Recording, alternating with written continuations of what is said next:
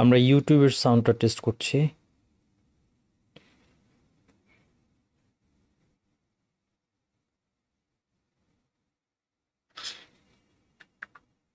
আমরা ইউটিউবের সাউন্ডটা টেস্ট করছি।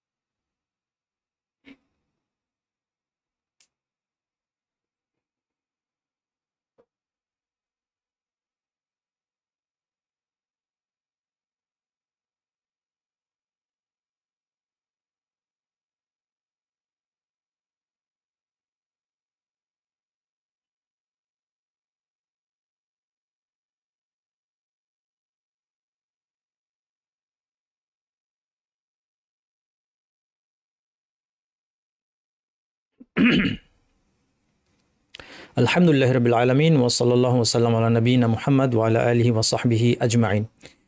আজকে আমাদের আলোচনা ইমাম নববী রাহমাতুল্লাহ সংকলনের একটি হাদিস নিয়ে, 19 নম্বর হাদিস। অত্যন্ত চমৎকার একটি হাদিস। এই হাদিসটি মানব জীবনের বাস্তবতার সাথে খুব ঘনিষ্ঠভাবে সম্পৃক্ত একটি হাদিস। আমাদের সবারই জীবনের একটা কমন বিষয় হচ্ছে, আমাদের জীবনে সুখ শান্তি এবং দুঃখ কষ্টের মিশ্রণ রয়েছে। এটা হচ্ছে পৃথিবীর জীবনের বাস্তবতা, যেটা আমাদের জন্য আখিরাতের একটা ইঙ্গিত এখানে আছে, যে পৃথিবীর জীবনটা শুধুই সুখ শান্তি নয়, আবার শুধুই দুঃখ কষ্ট নয়। কাজেই এরপরে একটা জীবন আসবে যেখানে হয় অনন্ত সুখ শান্তি, নয়তো অনন্ত দুঃখ কষ্ট।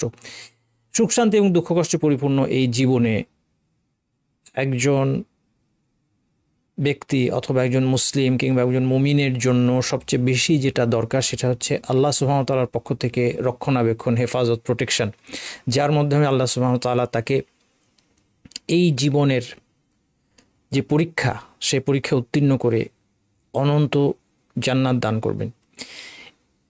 এই সংক্রান্ত খুব গুরুত্বপূর্ণ কিছু কথা খুব সংক্ষিপ্ত কিছু বাক্যে রাসূলুল্লাহ সাল্লাল্লাহু আলাইহি ওয়াসাল্লাম এই হাদিসের মধ্যে বলেছেন, এবং তিনি যাকে এই শিক্ষা দিয়েছিলেন, এই বাক্যগুলো শিখিয়েছিলেন, তিনি ছিলেন একজন কিশোর অথবা তরুণ সাহাবী, রাসূল সাল্লাল্লাহু আলাইহি ওয়াসাল্লামের চাচাতো ভাই ইবনু আব্বাস রাদিয়াল্লাহু আনহু। আমরা যদি লক্ষ্য করি, এই ইবনু আব্বাস রাদিয়াল্লাহু আনহু এর পরবর্তীতে রাসূল সাল্লাল্লাহু আলাইহি ওয়াসাল্লামের মৃত্যুর পরে এবং সিনিয়র সাহাবীদের মৃত্যুর পরে সাহাবীদের একটা দ্বিতীয় একটা জেনারেশন, সেই জেনারেশনের লিডার হবেন ইবনু আব্বাস। এটা খুব চমৎকার একটা বিষয়। আমরা যদি সাহাবীদেরকে লক্ষ্য করি, আমরা দেখব সেখানে দুইটা জেনারেশন আছে। একটা জেনারেশন হচ্ছে প্রথম পর্যায়ে ইসলাম গ্রহণকারী সাহাবীরা, বড় বড় সাহাবীরা, যারা জান্নাতের সুসংবাদ পেয়েছেন এবং তাদের হাতে ইসলাম প্রতিষ্ঠার কষ্টকর কাজটা হয়েছে। আবু বকর, ওমর, আলী, ওসমান রাদিয়াল্লাহু আনহুম তাদের মতো। এবং তারা সাধারণত মানুষকে দিন শিক্ষা দেয়া, নিশ্চিন্ত বসে মানুষকে দিনের বাণী পৌঁছে দেয়া, কোরআন এবং হাদিসের বাণী পৌঁছে দেয়া, অর্থাৎ আমি বলতে যাচ্ছি প্রাতিষ্ঠানিকভাবে ফর্মাল যে দিন শিক্ষা দেওয়ার লাক্সারি তাদের ছিল না। তাদের গোটা জীবনটা ঝড়ঝাপটার মধ্যে দিয়ে গিয়েছে এবং তাদের মাধ্যমে কিন্তু আল্লাহ সুবহানাহু ওয়া তাআলা ইসলামকে প্রতিষ্ঠা করেছেন। তারা ছিলেন উম্মাতের মধ্যে সবচেয়ে বড় ইলমের অধিকারী, কিন্তু তাদের কাছ থেকে মানুষ ইলম পেয়েছে হচ্ছে প্র্যাকটিক্যালি, এবং তারা ইলমের ফাউন্ডেশনটা তৈরি করে দিয়েছেন, যে ফাউন্ডেশনটা আজ পর্যন্ত এই ফাউন্ডেশন অটল আছে আলহামদুলিল্লাহ। আপনি যদি আজকে দিন সম্পর্কে বিশুদ্ধ জ্ঞান অর্জন করতে চান, এখনো আপনাকে মদিনায় ছুটে যেতে হবে, মক্কায় ছুটে যেতে হবে। এই যে মদিনায় মসজিদে এখন পর্যন্ত পিওর বিশুদ্ধ জ্ঞান চর্চা হচ্ছে। মদিনা মসজিদে আপনি যদি আরবি বুঝেন, আপনি যদি দিন শিক্ষা করতে যান, সেখানে আর যাই হোক আপনি বিশুদ্ধ জ্ঞান পাবেন, আপনি গুমরাহ হবেন না, যেটা খুব রেয়ার একটা বৈশিষ্ট্য।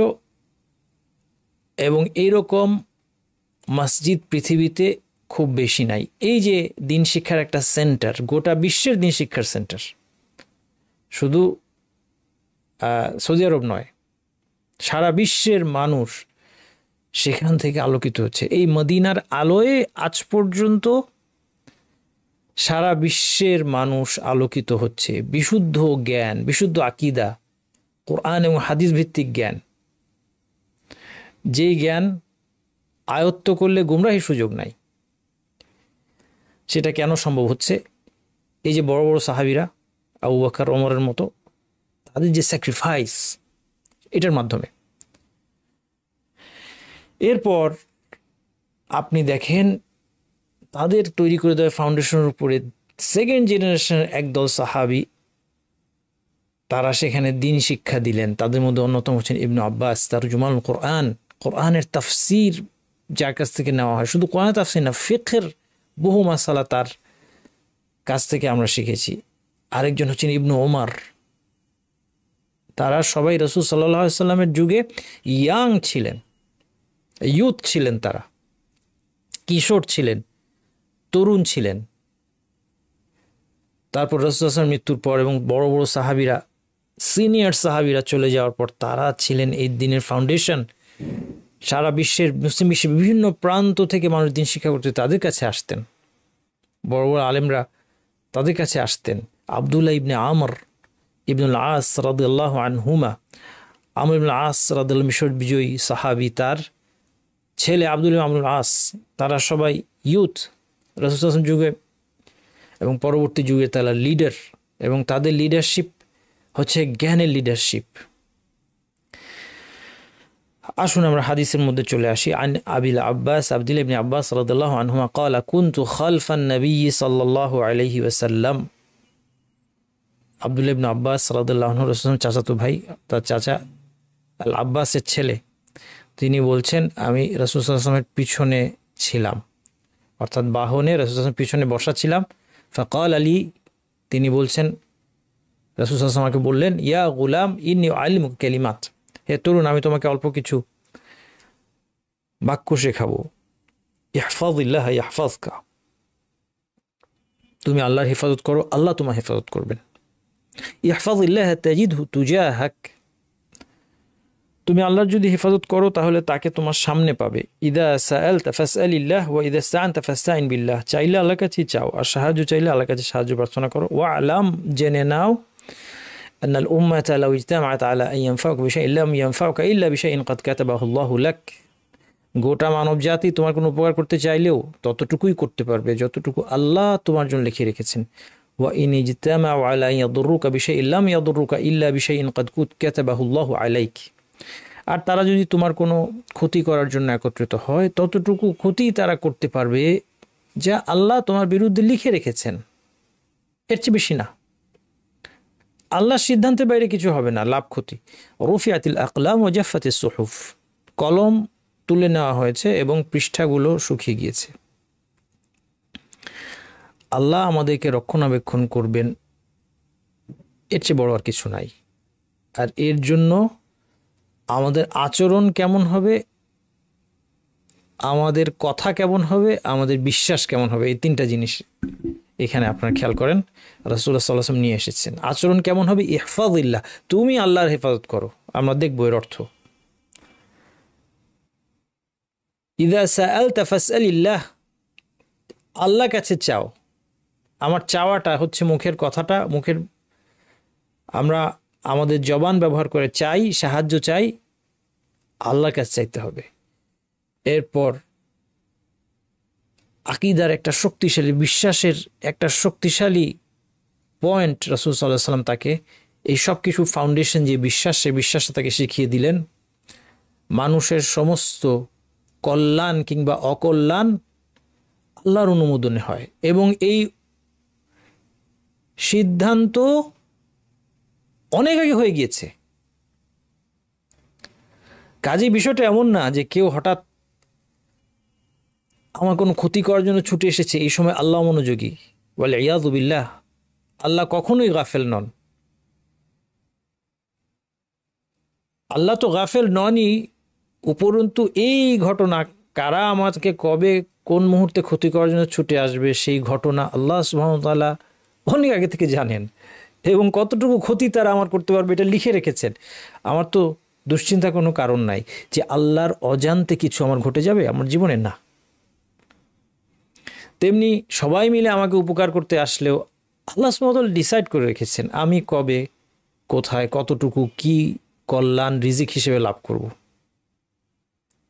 তো এই কথাগুলো খুব পাওয়ারফুল কথা। ওয়াফি রিওয়ায়াতি গায়রি তিরমিজি, তিরমিজির হাদিস এটা, অন্য রিওয়ায়াতে এসেছে ইহফাজিল্লাহ তাজিদহু আমামাক, আল্লাহকে হেফাজত করো তুমি তাকে তোমার সামনে পাবে। তাআররাফ ইলাল্লাহি ফির রাখা ইয়ারিফকা ফিশ শিদ্দা, সুখের দিনে তুমি আল্লাহর সাথে পরিচিত হও, আল্লাহর সাথে পরিচিত হও, আল্লাহকে চেনো এবং আল্লাহর সামনে নিজের পরিচয় তুলে ধরো।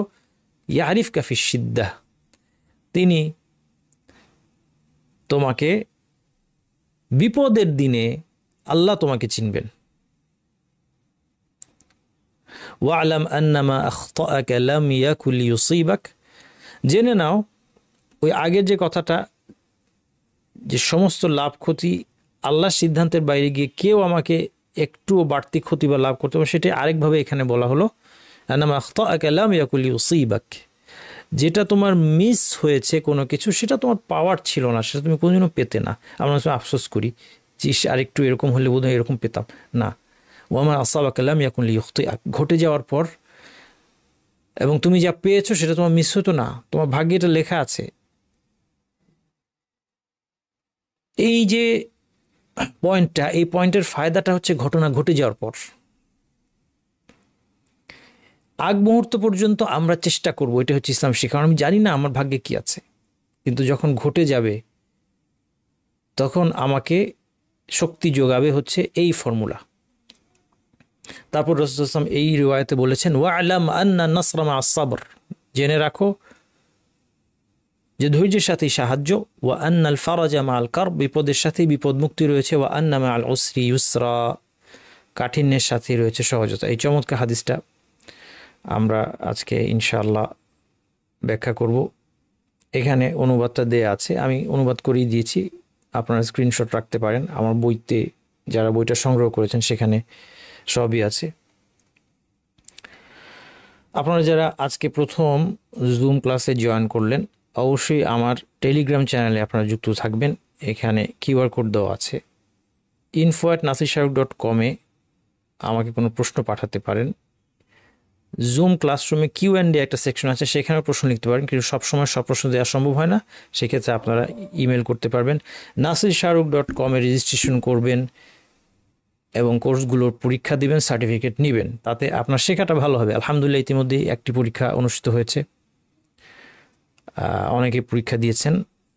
রেজিস্ট্রেশন করে পরীক্ষা দেওয়ার প্রক্রিয়াটা আসলে খুব সহজ। আপনার যাদের কাছে কঠিন লাগছে, হয়তো বা আপনারা টেকনোলজি ব্যবহার থেকে একটু দূরে, মোবাইলের ব্যবহার থেকে দূরে থাকার কারণে, সেটা খারাপ কিছু না, সেটা ভালো। এখনকার যুগে মোবাইল থেকে যে যত দূরে তত নিরাপদ। তারপর আপনারা যদি এইভাবে পরীক্ষা দিতে চান, আপনার পরিচিতের মধ্যে ইয়াং কাউকে আপনি একটু বলবেন, একটু ধরবেন যে আমাকে রেজিস্ট্রেশন করিয়ে দাও, পরীক্ষার সিস্টেম দেখিয়ে দাও, সে 5 মিনিটের মধ্যে আপনাকে দেখিয়ে দিবে। আমাদের কাছে ইমেল করতে পারেন support@nasirshahruq.com। আমরা আপনাকে সাহায্য করার চেষ্টা করবো, কিন্তু আপনার ঘরের মানুষই হয়তো আছে, আশেপাশে অনেক আত্মীয় স্বজন আছে, 5 মিনিটে আপনাকে সব করে দিবে ইনশাআল্লাহ। আমরা এই হাদিসের সবচেয়ে গুরুত্বপূর্ণ প্রথম যে জিনিসটা লক্ষ্য করলাম সেটা হচ্ছে কিশোর এবং তরুণদের দিন শিক্ষার প্রতি নবী সাল্লাল্লাহু আলাইহি ওয়াসাল্লামের যত্ন। তিনি একটা বাচ্চা ছেলেকে তার সাথে বসিয়েছেন, রাসূল সাল্লাল্লাহু আলাইহি ওয়াসাল্লাম এভাবে ভবিষ্যতে লিডার তৈরি করেছেন এবং তাকে উত্তম সম্বোধন করেছেন, ইয়া গুলাম ইন্নী উআল্লিমুকা কালিমাত, এবং তারপর তাকে গোটা মুসলিম উম্মার জন্য গুরুত্বপূর্ণ কিছু শিক্ষা তাকে দিয়েছেন। আমরা মনে করি যে শিশু মন এত কঠিন কথা নিতে পারে না, না, এই ধারণাটা ভুল। ছোটবেলা থেকে আমাদের বাচ্চাদেরকে আমাদের কর্তব্য হচ্ছে জীবনের উদ্দেশ্য শেখানো, জান্নাত এবং জাহান্নামের কথা, আখিরাতের কথা, জীবনের বাস্তবতা তাকে জানানো। এটা মা বাবা, শিক্ষক, মুরব্বীদের দায়িত্ব। এবং আমি বলবো যে প্রত্যেক মুরব্বী যার কেয়ারে কোনো না কোনো বাচ্চা ছেলে বা কিশোর বা তরুণ কেউ আছে, তার অবশ্যই এই হাদিসটা তার সন্তানকে অথবা ছাত্রকে অথবা তার কেয়ারে যে আছে তাকে অবশ্যই বলা উচিত, যেমনিভাবে রাসূলুল্লাহ সাল্লাল্লাহু আলাইহি ওয়াসাল্লাম ইবনে আব্বাসকে এটা শিখিয়েছেন। এবং এই হাদিসটা আপনারা যদি লক্ষ্য করেন যে কত অল্প বয়সে ইবনে আব্বাস রাদিয়াল্লাহু আনহুকে রাসূল সাল্লাল্লাহু আলাইহি ওয়াসাল্লাম সাহসিকতা, একটা মনোভাব তার মধ্যে তৈরি করে দিচ্ছেন। ওয়ালাম জেনে নাও আন্নাল উম্মাতা ইন ইজতামাউ আলা আন্নাল উম্মাতা ইন ইজতামাআত আলা ইয়ানফাউকা বিশাইইন লাম ইয়ানফাউকা ইল্লা বিশাইইন কাদ কাতাবাহুল্লাহু লাক। সবাই একসাথে হয়ে তোমার ততটুকু উপকারই করতে পারবে যেটা আল্লাহ তোমার জন্য লিখে রেখেছেন। ওয়ালাউ ইজতামাউ আলা আন ইয়াদুররুকা বিশাইইন লাম ইয়াদুররুকা ইল্লা বিশাইইন কাদ কাতাবাহুল্লাহু আলাইক। সবাই মিলে তোমার কোনো ক্ষতি করতে পারবে না শুধু ততটুকু ছাড়া, আল্লাহ যতটুকু লিখে রেখেছেন, সাহস দিচ্ছেন। এই বিষয়গুলো এখানে আমরা লক্ষণীয় যে তিনি একই বাহনে বসিয়েছেন, উত্তম সম্মান করে, সাবলীল ছোট ছোট শক্তিশালী বাক্য ব্যবহার করেছেন, গুরুত্বপূর্ণ অনেকগুলো মূলনীতি তিনি শিখিয়েছেন এবং তার মধ্যে সাহস তৈরি করেছেন এবং এমন কিছু শেখানো তাকে শিখিয়েছেন যা পরবর্তীতে গোটা মুসলিম উম্মাতের জন্য যুগে যুগে ইন্সপায়ারেশনের সোর্স হয়ে থেকেছে। আল্লাহর হেফাজত, আল্লাহ কর্তৃক হেফাজতের অর্থ এইটা বুঝতে হবে যে প্রথম বাক্যটা ইহফাজিল্লাহ ওয়া হিফাজকা, তুমি আল্লাহর হেফাজত করো তাহলে আল্লাহ তোমাকে হেফাজত করবে। আল্লাহর হেফাজত কীভাবে করবো আমরা? আল্লাহকে রক্ষণাবেক্ষণ করার কোনো প্রয়োজন নেই। এর অর্থ হচ্ছে এখানে প্রথম যেটা আমাদের পয়েন্ট, আল্লাহর হেফাজত মানে হচ্ছে তার আদেশ নিষেধ এবং সীমারেখার রক্ষণাবেক্ষণ।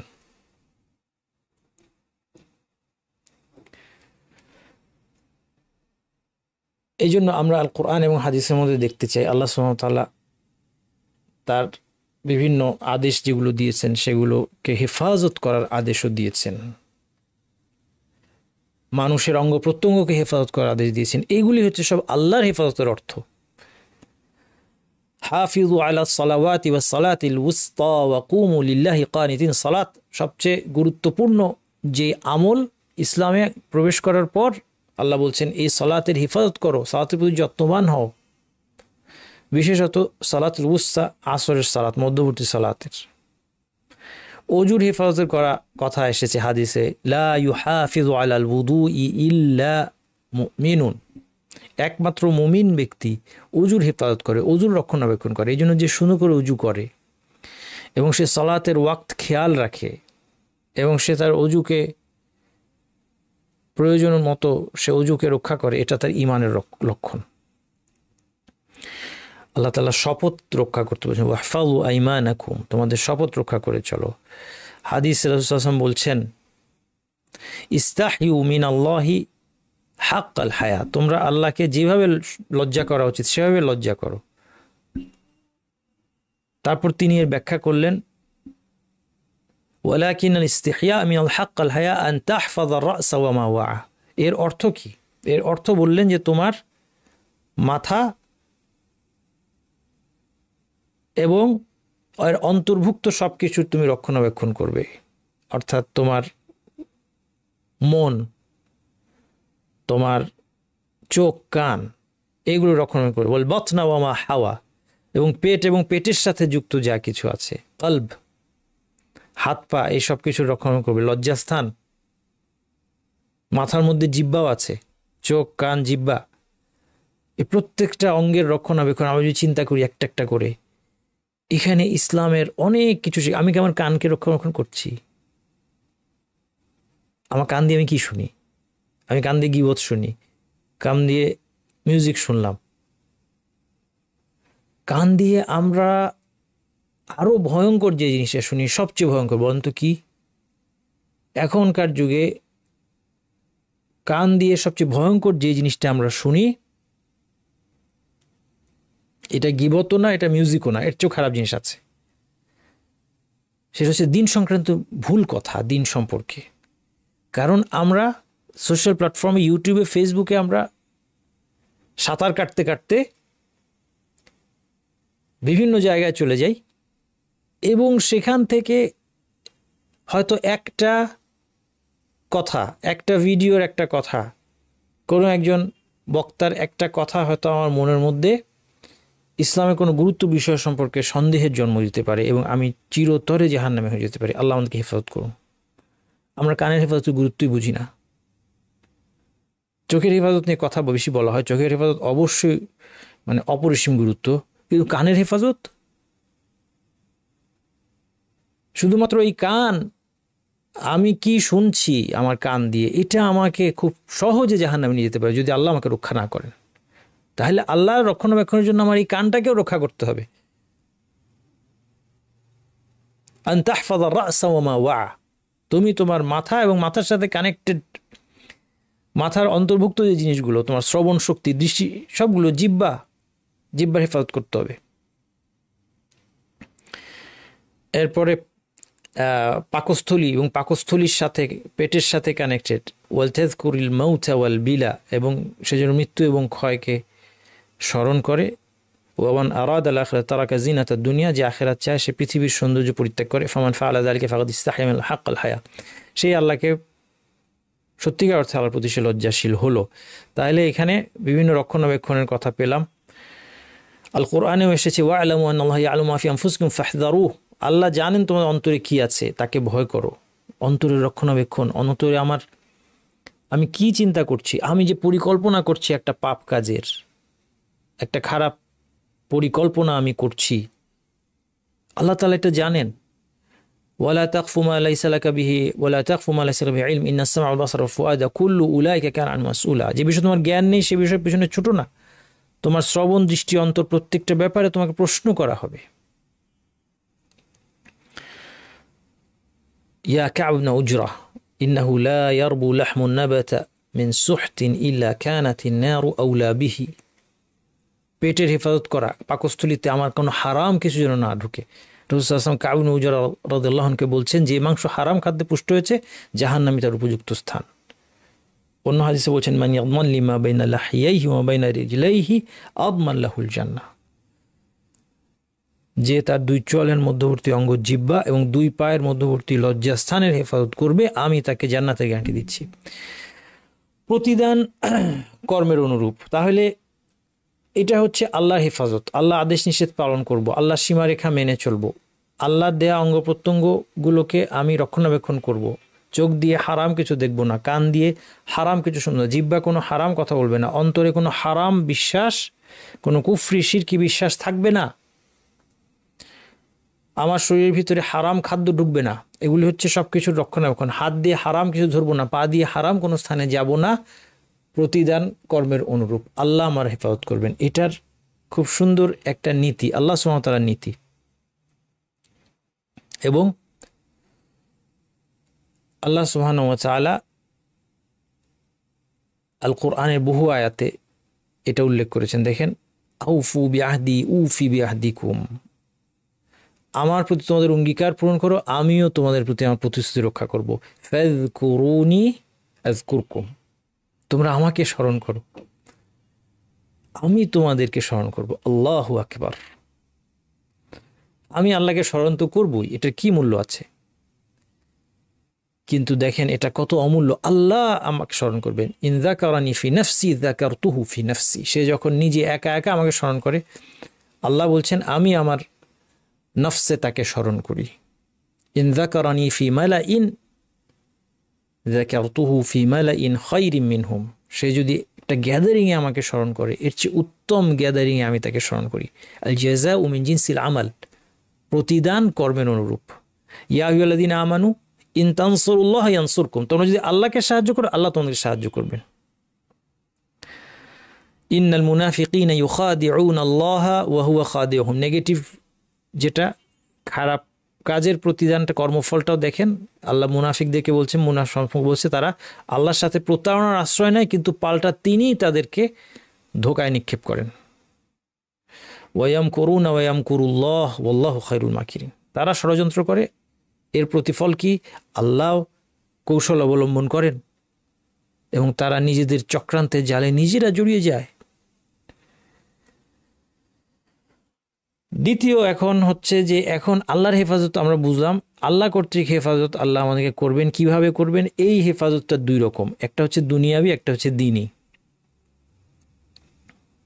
তাহলে প্রথমত আল্লাহ সুবহানাহু ওয়া তাআলা তার সৎকর্মশীল বান্দাদেরকে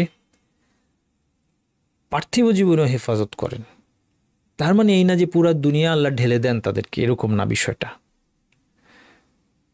কিন্তু তাদেরকে জাগতিক বিপদ আপদ থেকে হেফাজত করেন, অনেক রোগ শোক দুর্ঘটনা সম্পদের ক্ষতি থেকে রক্ষা করেন।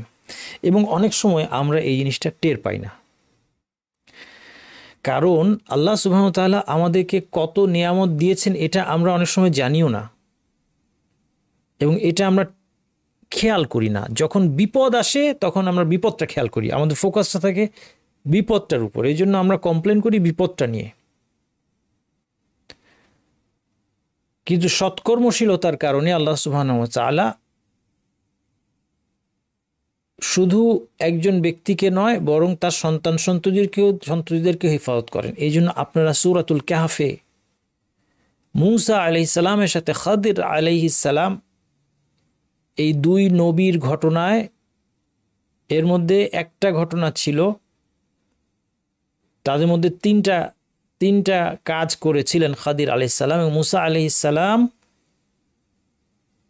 এই তিনটা কাজে অবজেকশন দিয়েছিলেন। প্রত্যেকটাতেই মূসা আলাইহিস সালাম অবজেকশন দিয়েছিলেন, কারণ মূসা আলাইহিস সালামের যে শরীয়ত ছিল সেই শরীয়তের সাথে এই কাজটা মেলেনি। এই শরীয়তের বাইরে খাদির আলাইহিস সালাম যেতে পারলেন কেন? কারণ খাদির আলাইহিস সালাম প্রথমত তার শরীয়তের অনুসারী ছিলেন না, এক নম্বর। যেমন এখন নবী মুহাম্মদ সাল্লাল্লাহু আলাইহি ওয়াসাল্লাম শরীয়ত হচ্ছে গোটা মানব জাতির জন্য শিরোধার্য, মূসা আলাইহিস সালামের শরীয়ত সেরকম ছিল না। খাদির তার মূসা আলাইহিস সালামের শরীয়তের আওতায় ছিলেন না। দ্বিতীয়ত তিনি নবী ছিলেন, সুতরাং ওয়াহির মাধ্যমে তিনি এই কাজ করেছেন। যদি নবী না থাকতেন, তাই তিনটা ঘটনার একটার মধ্যে আছে একটা ছোট বাচ্চাকে তিনি মেরে ফেলেন। এটা কখনো সম্ভব হয় না যদি না নবী হন। একমাত্র নবী ওয়াহির মাধ্যমে এই কাজ করতে পারে, আর কারোর জন্য এর কোনো অনুমতি নাই। মূসা আলাইহিস সালাম যেহেতু বুঝতে পারছেন না যে কেন আপনি নৌকার মধ্যে ছিদ্র করলেন, কেন আপনি এই নিষ্পাপ শিশুটাকে মেরে ফেললেন, আর কেন আপনি এই দেয়ালটাকে নির্মাণ করে দিলেন, এই এলাকার লোকেরা তাদের মেহমানদারি করে, তাদেরকে আপ্যায়ন করেন, তাদেরকে আশ্রয় দেয় নাই। মূসা এবং খাদির আশ্রয় চেয়েছিলেন, মেহমানদারি, রাত কাটাবেন, এই ধরনের কিছু, কিন্তু তারা রাজি হয় নাই। ফাআবাউ আন ইউদাইয়িফুহুমা, তাদের দুজনকে তারা মেহমানদারি করতে রাজি হন নাই। ফাওয়াজাদা ফিহা জিদারান ইউরিদু আন ইয়ানকাদ্দা ফাআকামা, তারা দুজন সেখানে একটা জিদার পেলেন, একটা দেয়াল যেটা পড়ে যেতে চাচ্ছে। তখন খাদির আলাইহিস সালাম এটাকে সোজা করে দাঁড় করিয়ে দিলেন। মূসা আলাইহিস সালাম কি আপত্তি করলেন? লাউ শি'তা লাত্তাখাযতা আলাইহি আজরা, যে আপনি এই কাজটা করলেন ভালো, তাহলে কিছু সম্পদের বিনিময় করতেন, কারণ আমাদের এখন তো আমরা তো এখন একটা সমস্যার মধ্যে আছি, এরা আমাদেরকে থাকতেও দিচ্ছে না, তো তাদের কাছ থেকে কিছু টাকা পয়সা পেলে হয়তো আমাদের লাভ হতো। লাউ শি'তা লাত্তাখাযতা আলাইহি আজরা। পরবর্তীতে যখন খাদির আলাইহিস সালাম এটা ব্যাখ্যা করলেন, তিনি এই ব্যাখ্যায় কি বললেন? ওয়া আম্মাল জিদারু ফাকানা লিগুলামাইনি ইয়াতীমাইনি ফিল মাদিনা, এই দেওয়ালটা এই নগরীর দুইটা এতিম বালকের। ওয়া কানা তাহতাহু কানজুল লাহুমা, এর নিচে তাদের কিছু লুকানো সম্পদ গুপ্তধন আছে। ওয়া কানা আবুহুমা সালিহা, তাদের বাবা একজন সৎকর্মশীল ব্যক্তি ছিলেন। ফাআরাদা রাব্বুকা আন ইয়াবলুগা আশুদ্দাহুমা ইস্তাখরিজা কানজাহুমা, আপনার রব চাইলেন যে তারা বড় হয়ে তাদের এই গুপ্তধনটা পাবে, এই জন্য আমি এই দেওয়ালটা নির্মাণ করেছি। দেখেন, আবুহুমা সালিহা, তাদের বাবা যে সৎকর্ম হচ্ছে এটা উল্লেখ করার তাৎপর্য কি এখানে? তাৎপর্য হচ্ছে যে এই জন্য আল্লাহ সুবহানাহু ওয়া তাআলা খাদির আলাইহিস সালামের মাধ্যমে তাদের এই সম্পদকে রক্ষা করেছেন। কাজেই পৃথিবীতে নিজের রক্ষণাবেক্ষণ এবং এমনকি নিজের সন্তান সন্ততির রক্ষণাবেক্ষণের জন্য আমাদের কি করতে হবে? আল্লাহর সীমারেখা মেনে চলতে হবে। সাঈদ ইবনে মুসাইয়্যিব বলতেন, আমি সালাত আদায় করি, তখন আমার সন্তানের কথা মনে হয়, ফলে আমি সালাত বাড়িয়ে দিই। আমি ইবাদত বেশি বেশি করি, যেন এর একটা সুফল হিসেবে আমার সন্তান সন্ততিকে আল্লাহ সুবহানাহু ওয়া তাআলা রক্ষা করেন। অথচ আজকে দুঃখের বিষয়, মা বাবা, মুসলিম মা বাবা ঠিক উল্টা চিন্তা করছেন যে আল্লাহর সীমারেখা মেনে চললে আমার সন্তান মানুষ হবে না। আল্লাহু আকবার। আমরা যখন ঈমান এবং ইলম থেকে দূরে সরে যাই, দেখেন আমাদের কি পরিণতি হয়। আজকে অনেক মা বাবা তাদের সন্তানদেরকে একটা সেকুলার স্কুলে দিচ্ছেন, পড়াচ্ছেন, যেখানে ছেলে মেয়ে একসাথে পড়ছে, এগুলো তো আছেই, সেখানে ইসলাম বিরোধী অনেক আকীদা আছে, সেখানে দ্বীনের কোনো চর্চা নাই, এবং এমন অনেক জিনিস সেখানে আমাদের বাচ্চারা শিখছে যেটা তাদের ঈমানকে নষ্ট করে দিতে পারে। এই ঝুঁকি নিয়ে সন্তানকে এরকম একটা প্রতিষ্ঠানে পড়ানোর কোনো অধিকার আল্লাহ মা বাবাকে দেন নাই। কিন্তু মা বাবা কেন আল্লাহর সীমা লঙ্ঘন করলো? কারণ তারা ভাবলো যে আমার বাচ্চার ক্যারিয়ার হবে না, আমার বাচ্চা সুখী হবে না, আমার বাচ্চা নিজের পায়ে দাঁড়াতে পারবে না যদি আমি তাকে এই সেকুলার স্কুলে না পড়াই। শুধুমাত্র এই কারণে, শুধুমাত্র এই কারণে। অথচ আল্লাহর সিস্টেমটা উল্টা। আপনি যদি আল্লাহকে ভয় করেন আপনার সন্তানদের ব্যাপারে, আল্লাহ সুবহানাহু ওয়া তাআলা আপনাকে এবং আপনার সন্তানদেরকে রক্ষণাবেক্ষণ করবেন, হেফাজত করবেন। আপনাকে হয়তো কোনো দুশ্চিন্তাই করতে হবে না। যদি আপনি দুশ্চিন্তা করতে হবে না বলতে এই সেন্সে যে আপনি যদি প্রপার স্টেপগুলো নেন, অনেক জটিলতা অ্যাভয়েড করে, আপনার সন্তান জীবন এস্টাবলিশড হবে, আল্লাহ তাকে হেফাজত করবেন। তাহলে আমাদের যদি ঈমান থাকে, সত্যি আমরা দাবি করি আমরা মুমিন, আমরা মুসলিম, আমরা আল্লাহ বিশ্বাস করি, আখিরাতে বিশ্বাস করি, একজন মুমিন মুসলিম তো আল্লাহর অবাধ্যতা করে সন্তানের কল্যাণ আনার চেষ্টা করতে পারে না। আমরা সন্তানকে সেকুলার স্কুলে পড়াচ্ছি, আমরা সন্তানকে অল্প বয়সে, অনেকে সন্তানকে অল্প বয়সে অবিশ্বাসীদের দেশে খুবই ঝুঁকিপূর্ণ পরিবেশের মধ্যে পাঠিয়ে দেন। সেখান থেকে আর হয়তো সে কোনো দিন ফিরেও আসে না, তার ঈমানও হয়তো আর ফিরে আসে না, অথবা সে নামে হয়তো মুসলিম থাকে, মুসলিম সমাজে বিয়ে শাদী করে, ভিতরে ভিতরে স্কেপটিক হয়ে যায়। অনেক ধরনের খারাপ পরিণতির দিকে তাদেরকে আমরা ঠেলে দিচ্ছি। কি যুক্তিতে? কারণ আমরা আল্লাহর প্রতি এই আস্থা রাখতে পারছি না যে আমি যদি আমার সন্তানের উপরে আল্লাহকে ভয় করি, আল্লাহ আমাকে এবং আমার সন্তানকে হেফাজত করবেন, এই আস্থা আমাদের আল্লাহর প্রতি নাই। এটা হচ্ছে দুনিয়াবি গেল। দিনই আরও বড় যেটা গুরুত্বপূর্ণ, সেটা হচ্ছে দিনই হেফাজত, দিনের ক্ষেত্রে রক্ষণাবেক্ষণ করেন আল্লাহ সুবহানাহু ওয়া তাআলা। যারা আল্লাহর শরীয়তের হেফাজত করে, আল্লাহর হেফাজত মানে আমরা বুঝতে পেরেছি আল্লাহর শরীয়তের রক্ষণাবেক্ষণ, হেফাজত করা, আল্লাহ আদেশ নিষেধ মেনে চলা। এই ধরনের বান্দাদেরকে আল্লাহ বিভিন্ন প্রকার সংশয়, সন্দেহ, কামনা, বাসনা প্রভৃতি তাড়না থেকে রক্ষা করেন, মৃত্যুর সময় ঈমানের উপর অটল রাখেন। এবং এটা দুনিয়াবি রক্ষণাবেক্ষণ থেকে আরও গুরুত্বপূর্ণ, কারণ এই রক্ষণাবেক্ষণের মাধ্যমে তাকে জাহান্নাম থেকে বাঁচিয়ে অনন্ত জান্নাতের দিকে নিয়ে যাচ্ছেন। এই জন্য কেউ যদি প্রশ্ন করে যে আমি তো আল্লাহর আদেশ নিষেধ মেনে চলি, আমি তো আল্লাহর অবাধ্যতা, তেমন কোনো অবাধ্যতা আমি আল্লাহর করি না, যদি কেউই বলতে পারবে না যে আমি একদম 100% আল্লাহর আদেশ পালন করি, এটা কেউ বলতে পারবে না। কিছু না কিছু অবাধ্যতা সবাই করে, অবশ্যই করে, কিছু না অনেক অবাধ্যতা তারা করে। আমরা আমরা যারা নিজেদেরকে মনে করি আমরা প্র্যাকটিসিং মুসলিম, আমরা যারা বলি এবং একজনকে মনে করি, আমি আপনাকে মনে করছি আপনি একজন প্র্যাকটিসিং মুসলিম, আপনি আমাকে মনে করছেন আমি একজন প্র্যাকটিসিং মুসলিম, আমরা আল্লাহর অসংখ্য অবাধ্যতা করছি। ওয়া ইয়াফু আন কাসীর, আল্লাহ অনেক অপরাধ ক্ষমা করে দেন।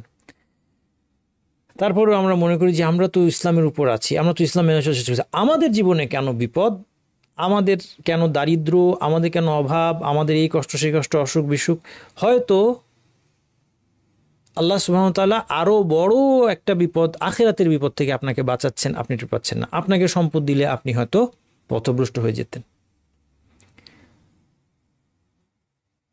কাউকে সুস্থতা দান করলে সে হয়তো ভুল পথে চলে যাবে, পথভ্রষ্ট হয়ে যাবে এই সুস্থতার নিয়ামত পাওয়ার পরে, এখন সেটা বুঝতে পারছে না। এই জন্য কেউ যদি বলে যে কোথায় আল্লাহ আমাকে রক্ষণাবেক্ষণ করে, এইখানে আল্লাহ আপনাকে দারিদ্র দিয়েছেন, এইটাই আল্লাহর হেফাজত। দারিদ্র দিয়ে আল্লাহ আপনাকে হেফাজত করেছেন, অসুখ দিয়ে আল্লাহ আপনাকে হেফাজত করছেন। আমরা টের পাচ্ছি না, আমরা বুঝতে পারছি না। অভাব দিয়ে আল্লাহ আমাদেরকে হেফাজত করছেন।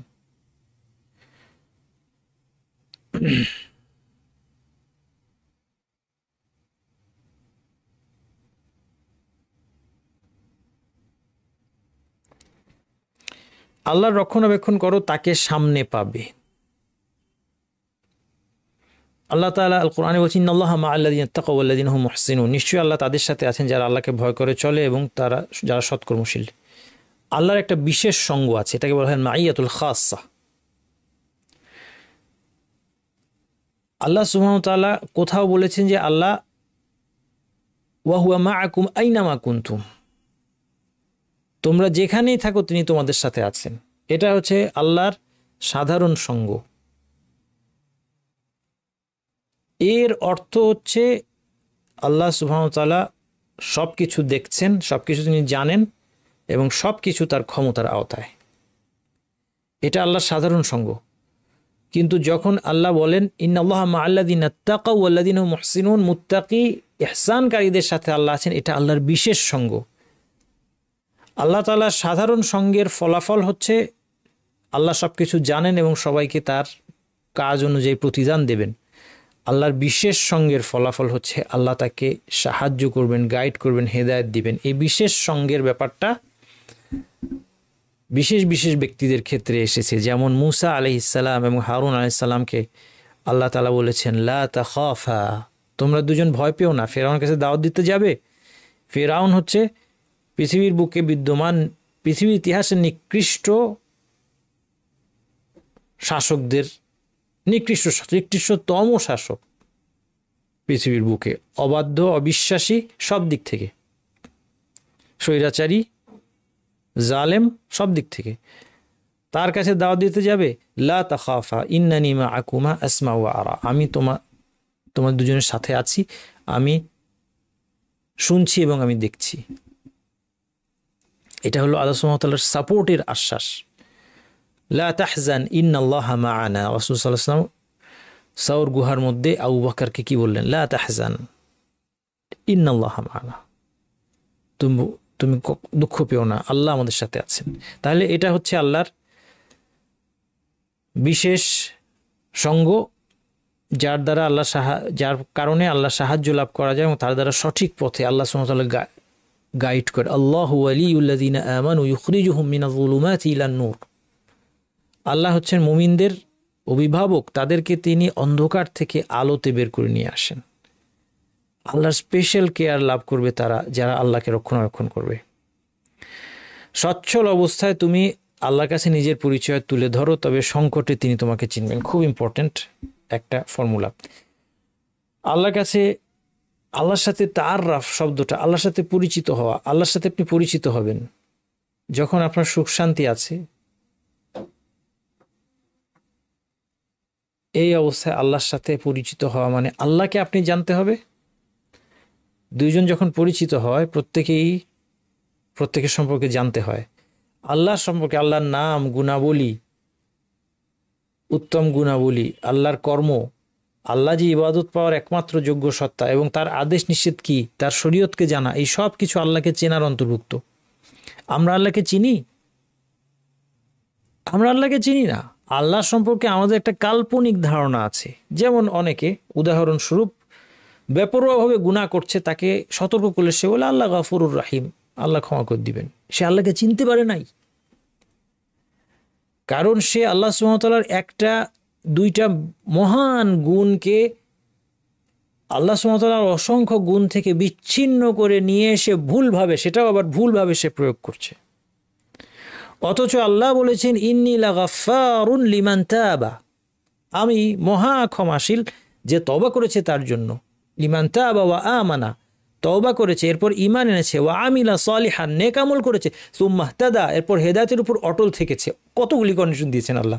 কার জন্য আল্লাহ ক্ষমাশীল? হ্যাঁ, সত্যি ফিরে আসলে, হাজারবার লক্ষবার গুনাহের পরেও তাত্ত্বিকভাবে, থিওরিটিক্যালি কেউ যদি ফিরে আসে, থিওরিটিক্যালি বললাম এই জন্য যে অনেক বেশি গুনাহ করলে একটা মানুষের জন্য ফিরে আসা, যত বেশি সে গুনাহের গভীরে ঢুকে যাবে তত বেশি কষ্ট। কিন্তু যদি সে সত্যি ফিরে আসে, সত্যি তওবা করে, আল্লাহ তার প্রতি ক্ষমাশীল। এটাই হচ্ছে আল্লাহর ক্ষমার বিশালত্ব। তাহলে আল্লাহকে প্রপারলি চিনতে হবে। আল্লাহকে চিনবেন আপনি, আল্লাহর শরীয়ত জানতে হবে, আল্লাহ আমাকে কি করতে বলেছেন। না হলে আল্লাহকে আমি কই চিনলাম? আল্লাহ আমাকে কোন কাজ করে নিষেধ করেছেন, আমার জীবনের উদ্দেশ্য কি ঠিক করে দিয়েছেন, আমার কি করণীয় কি বর্জনীয়, এগুলো আমাকে জানতে হবে। এটা হচ্ছে আল্লাহকে চেনা। আল্লাহকে চেনার সেকেন্ড আরেকটা সাইড আছে, সেটা হচ্ছে সুখ শান্তির সময় নিজেকে আল্লাহর অনুগত, ইবাদতকারী, আল্লাহর সীমারেখা রক্ষাকারী বান্দা হিসেবে প্রমাণ করা। অর্থাৎ আল্লাহর দেয়া নেয়ামত দিয়ে যেন আমরা আল্লাহর অবাধ্য না হই। এই দুটো তাহলে আল্লাহর সাথে পরিচিত হওয়ার এটা পিলার। আল্লাহর নাম, গুণাবলী, কর্ম, ইবাদত পাওয়ার একচ্ছত্র অধিকার এবং আদেশ নিষেধ জানা, এটা হচ্ছে আল্লাহকে জানতে হবে। এরপর এই জ্ঞানের ভিত্তিতে তার ইবাদত করতে হবে, তো তার প্রদত্ত নেয়ামতকে তার আনুগত্যে ব্যবহার করতে হবে। তাহলে আল্লাহ সংকটে তোমাকে চিনবেন, তিনি তোমাকে সংকটের সময় তোমাকে চিনবেন যে এটা আমার ওই বান্দা যাকে আমি নেয়ামত দিলে সে আমার অবাধ্য হয়নি। আমরা আল্লাহ সুবহানাহু ওয়া তাআলার অসংখ্য নেয়ামতকে ব্যবহার করছি আল্লাহর অবাধ্যতার কাজে। আল্লাহর দেওয়া সম্পদ ব্যবহার করে আমরা আল্লাহর অবাধ্যতা করি। আল্লাহর দেয়া চোখ ব্যবহার করে, আল্লাহর দেয়া কান, জিহ্বা, আল্লাহর দেয়া অন্তর, সব কিছু আল্লাহর নেয়ামত, এগুলো আমরা আল্লাহর অবাধ্যতা করছি। তারপরে যখন আমাদের বিপদ আসে তখন আমরা বলি আন্না হাদা, কোত্থেকে এটা আসে? আল্লাহ সুবহানাহু ওয়া তাআলা আল কোরআনের মধ্যে নিয়ে এসে আওয়ালামা আসাবাতকুম মুসিবাতুন ক্বাদ আসাবতুম মিসলাইহা কুলতুম আন্না হাদা, যখন তোমাদের উপর একটা বিপদ আসলো এর দ্বিগুণ ক্ষতি তোমরা শত্রুকে করেছিলে এর আগে। উহুদের যুদ্ধের আল্লাহ সুবহানাহু ওয়া তাআলা সাহাবীদেরকে দিয়ে গোটা উম্মতকে শিক্ষা দিলেন। সাহাবীরা রাসূল সাল্লাল্লাহু আলাইহি ওয়াসাল্লাম একটা আদেশ অমান্য করেছিলেন। একদল তীরন্দাজ তাদেরকে বলেছেন এই জায়গায় থাকবা, কোনো অবস্থায় এখান থেকে তোমরা সরে আসবে না।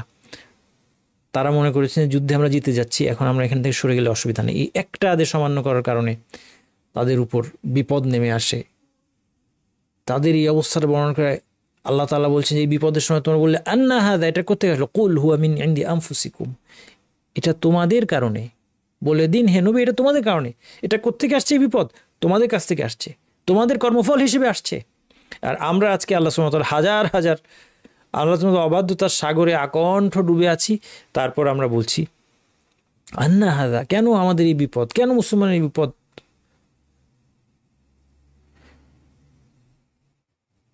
এই জন্য রাসূল সাল্লাল্লাহু আলাইহি ওয়াসাল্লাম বলেছেন তাহলে আমাদেরকে সুখের দিনে আল্লাহকে চিনতে হবে, আল্লাহর কাছে নিজের পরিচয় তুলে ধরতে হবে ইবাদতকারী, আনুগত্যকে বান্দা হিসেবে। রাসূল সাল্লাল্লাহু আলাইহি ওয়াসাল্লাম বলছেন মান সাররাহু আইয়াস্তাজিবাল্লাহু লাহু ইনদা শাদাইদি ওয়াল কারবি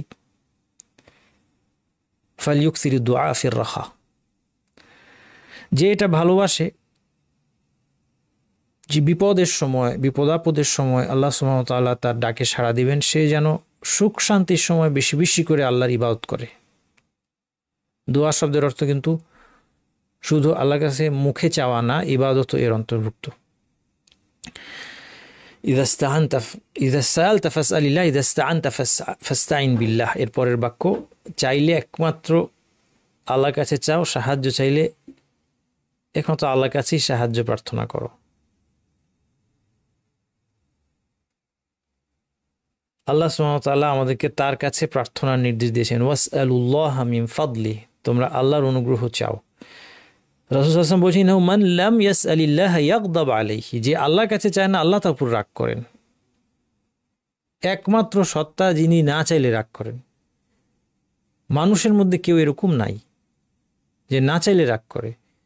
মানুষের কাছে, একটা মানুষের কাছে চান তো দেখি, আপনার সবচেয়ে প্রিয় মানুষ, আপনাকে যে সবচেয়ে ভালোবাসে, তার কাছে আপনি রোজ ঘ্যান করেন তো, রোজ ঘ্যান করা লাগবে না, একদিন আপনি ঘ্যান করেন তো, আপনি 1 মিনিট ঘ্যান করেন, একই জিনিস 1 মিনিট ধরে বলেন, এটা দাও, ওইটা দাও, ওইটা দাও, ওইটা দাও, 1 মিনিট ধরে বলেন, তারপর দেখেন তো তার রিয়াকশন কি হয়। আল্লাহ সুবহানাহু ওয়া তাআলা তার কাছে না চাইলে তিনি রাগ করেন। মান আসাবাতহু ফাকাতুন ফাআনজালাহা বিন্নাসি লাম তুসাদ্দ ফাকাতুহু ওয়া মান আনজালাহা বিল্লাহি আওশাকা আল্লাহু লাহু বিল গিনা ইম্মা বিমাউতিন আজিল আও গিনা আজিল। রাসূল সাল্লাল্লাহু আলাইহি ওয়াসাল্লাম বলেছেন, যার দারিদ্র দেখা দেয় তারপর সে মানুষের কাছে এটা প্রকাশ করে, তার অভাব পূরণ করা হয় না। মানুষের কাছে, অনেক মানুষ দেখবেন যে মানুষের কাছে গিয়ে ছোক করতে থাকে, খালি মানুষকে বলে তার প্রবলেমের কথা, খালি মানুষকে বলে, তার অভাব পূরণ হয় না। যে দরিদ্রতা আল্লাহর কাছে পেশ করে, আল্লাহ শীঘ্র তাকে অবমুক্ত করে দিবেন, হয় দ্রুত মৃত্যু দিবেন, মুক্তি দিয়ে দিবেন, অথবা দ্রুত সম্পদ প্রাপ্তি ব্যবস্থা করবেন। ইযা ইসতাআনতা ফাসতাইন বিল্লাহ, আল্লাহর কাছে সাহায্য চাও, প্রথমেই আল্লাহর কাছে ধর্ণা দাও।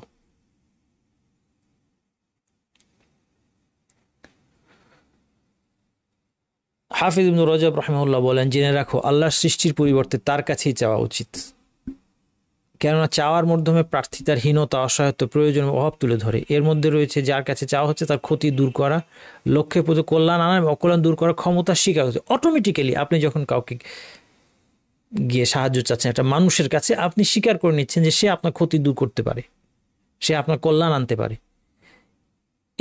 এই যে আপনি নিচু হলেন, এটা আল্লাহ ছাড়া আর কারো জন্য প্রকাশ করে উন্মুক্ত নয়। এই জন্য, কারণ এটা ইবাদতের সার বস্তু। আমরা ইবাদতের কনসেপ্টটা আমরা মনে করি ইবাদত হচ্ছে নামাজ, রোজার মধ্যে যে মুখাপেক্ষিতা আছে এবং হীনতা আছে, আমি যে ছোট হয়ে গেলাম, এটা ইবাদতের সার বস্তু। আর দোয়া হুয়াল ইবাদা, দোয়াই হচ্ছে ইবাদত, চাওয়া হচ্ছে, এই জন্য বলা হচ্ছে চাওয়াটা হচ্ছে ইবাদত, এটা মূল ইবাদত। এই জন্য মানুষ দেখা যায় আল্লাহর জন্য নামাজ পড়ে, রোজা রাখে, হজ করে, যাকাত করে, কিন্তু দোয়া করে গিয়ে মাজারের কাছে গিয়ে চায়, কবরের কাছে গিয়ে চায়, পীর সাহেবের কাছে গিয়ে চায়। কেন? কারণ সে বুঝতে পারছে না যে এটা হচ্ছে ইবাদতের সার বস্তু, এই যে চাওয়াটা।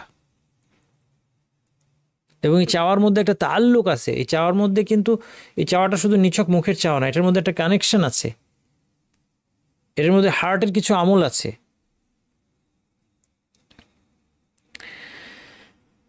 ইমাম আহমদ রাহমাতুল্লাহ দোয়া করতেন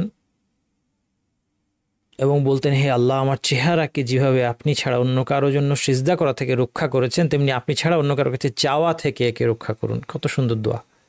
মানুষের কাছে চাওয়ার বিধান কি? মানুষের কাছে চাওয়া কখনো শিরক হতে পারে, কখনো হারাম হতে পারে, কখনো মাকরুহ হতে পারে, কখনো জায়েজ হতে পারে, কখনো ওয়াজিবও হতে পারে। শিরক হয় 3টা ক্ষেত্রে, এটা আমরা বলেছি লা ইলাহা ইল্লাল্লাহ আলোচনায়। মনে রাখবেন যে দোয়া শিরক হয়ে যাবে যদি মৃতের কাছে কিছু চাওয়া হয়, একদম চোখ বন্ধ করে শিরক। যদি জীবিত অনুপস্থিত কাউকে ডেকে কিছু চাওয়া হয়, আমার পীর সাহেব আছেন ইন্ডিয়ায়, আমি এখান থেকে চাইলাম, বাবা আমাকে টাকা পয়সা দাও, আমাকে সন্তান দাও, শিরক। 3 নম্বর, জীবিত এবং উপস্থিত সামনে আছে, কিন্তু এমন কিছু তার কাছে চাইলাম যেটা দেওয়ার সাধ্য তার নেই। কাউকে কি, আমি পীর সাহেবকে কি বললাম যে পীর সাহেব আমাদের এলাকায় বৃষ্টি হচ্ছে না, আপনার বৃষ্টি আনার ব্যবস্থা করেন। এই ধরনের চাওয়া, এই 3 ক্যাটাগরির চাওয়া হচ্ছে শিরক। হারাম চাওয়ার উদাহরণ কি? কারো উসিলা দিয়ে, কোনো ওয়ালির উসিলা দিয়ে, কোনো নবীর উসিলা দিয়ে আল্লাহর কাছে চাওয়া, অথবা হারাম কাজে সহায়তা চাওয়া ইত্যাদি। মাকরুহ চাওয়া হচ্ছে প্রয়োজন ছাড়া চাওয়া, প্রয়োজন না থাকা সত্ত্বেও, অথবা খুব বেশি দরকার নাই, না চাইলেও হয়, এরকম। একটা হচ্ছে অভাব না থাকা সত্ত্বেও মানুষের কাছে হাত পাতা, এটা হারাম। আরেকটা হচ্ছে যে চাওয়া খুব জরুরি পর্যায়ে না, না চাইলেও আমি নিজেও কাজটা করতে পারি, এই ক্ষেত্রে এটাকে অপছন্দ করেছে মাকরুহ। এই জন্য আল্লাহ রাসূল সাল্লাল্লাহু আলাইহি ওয়াসাল্লাম কোনো সাহাবীর কাছ থেকে বায়াত নিয়েছিলেন যে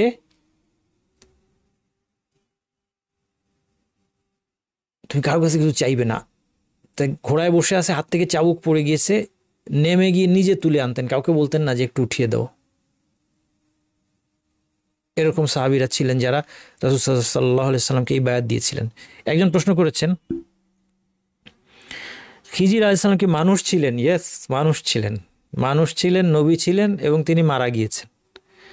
খিজির আলাইহিস, খাদির ওনার নামটা আরবিতে খাদির আলাইহিস সালাম, তার সম্পর্কে অনেক আজগুবি ঘটনা আমাদের সমাজে বর্ণিত আছে, সব মিথ্যা বানোয়াট। যে তিনি জীবিত আছেন, তিনি বিভিন্ন সময় বিভিন্ন জায়গায় দেখা দেন, মানুষের প্রয়োজন পূরণ করেন, ইত্যাদি ইত্যাদি হাবিজাবি গল্প। এগুলি সব গাঁজাখুরি, বানোয়াট, রূপকথা, এগুলি আমরা বিশ্বাস করব না। খাদির আলাইহিস সালাম একজন ব্যক্তি ছিলেন, নবী ছিলেন এবং তিনি মৃত্যুবরণ করেছেন যথাসময়ে।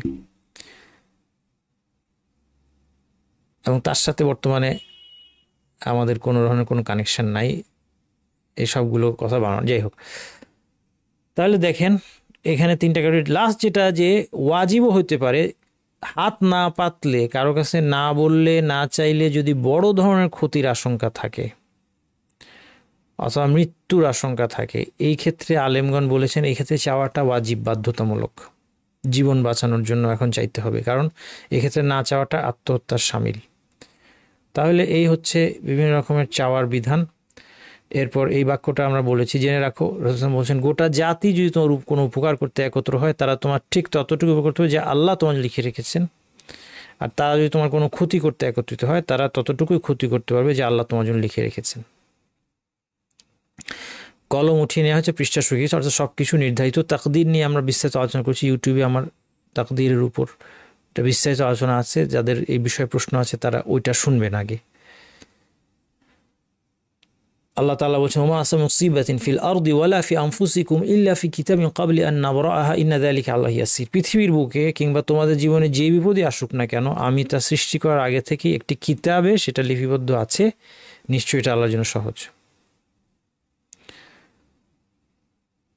রাসূল সাল্লাল্লাহু আলাইহি ওয়াসাল্লাম বলছেন, ইযা কানা আজালু আহাদিকুম বিআরদিন আও সাবাতহু ইলাইহাল হাজাতু। কোনো একটা নির্দিষ্ট এলাকায় যদি কারো মৃত্যু নির্ধারিত থাকে, এমন একটা প্রয়োজন দেখা যায় যেটা তাকে তাড়িয়ে ওই জায়গায় নিয়ে যায়, ঠেলে নিয়ে যায়, ফাইদা বালাগা আকসা আসারিহি কাবাদাহুল্লাহু সুবহানাহু।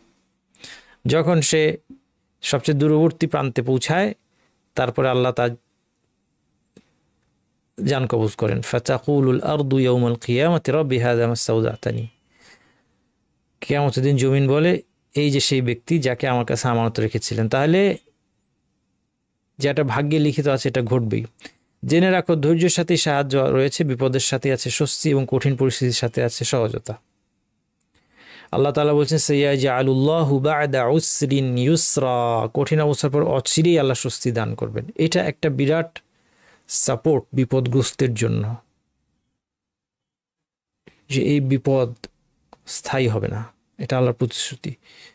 ইন্না মাআল উসরি ইউসরা, ইন্না মাআল উসরি ইউসরা। নিশ্চয়ই কষ্টের সাথেই স্বস্তি আছে, নিশ্চয়ই কষ্টের সাথে আছে স্বস্তি।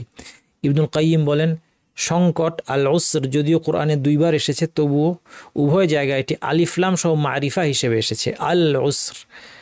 অর্থাৎ 2 জায়গায় আল থাকায় এটা 2টা মিলে মানে একটা সংকটকেই বোঝাচ্ছে। কিন্তু সহজতা ইউসরা 2 বার এসেছে নাকিরা দিয়ে, অর্থাৎ সাথে আল নাই, এই জন্য 2টা স্বতন্ত্র সহজতা বোঝানো হচ্ছে। কাজেই প্রতিটি সংকট 2টি স্বস্তির দ্বারা ঘেরাও হয়ে আছে, একটি তার আগে, একটি তার পরে।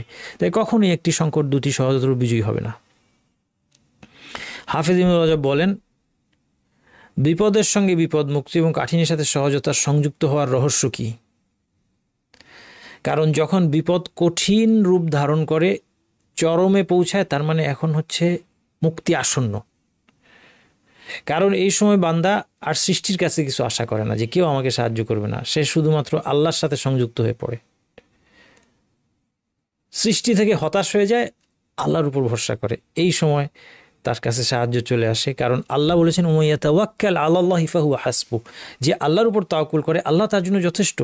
আল্লাহর উপর তাওয়াক্কুল করার অবস্থাটা তার এই সময় তৈরি হয়। তার আগ পর্যন্ত সে কি করছে, মনে করছে যে আমার পরিচিত এখানে এ আছে, ওখানে সে আছে, অমুক ব্যক্তি আছে, সে আমাকে বাঁচাবে। কিন্তু তারপর যখন সে চরম বিপদের সময় হতাশ হয়ে যায় যে কেউ আমাকে বাঁচাতে আসবে না, একমাত্র আল্লাহ আমাকে রক্ষা, প্রথমেই সে খোঁজাখুঁজি করে যে কে আছে। অসুখ হইলেই সে খুঁজে কোন ডাক্তার আমার রোগ ভালো করবে। কোনো পলিটিক্যালি বিপদে পড়লে সে চিন্তা করে পলিটিক্যাল লিডার কে আছে আমার পরিচিত।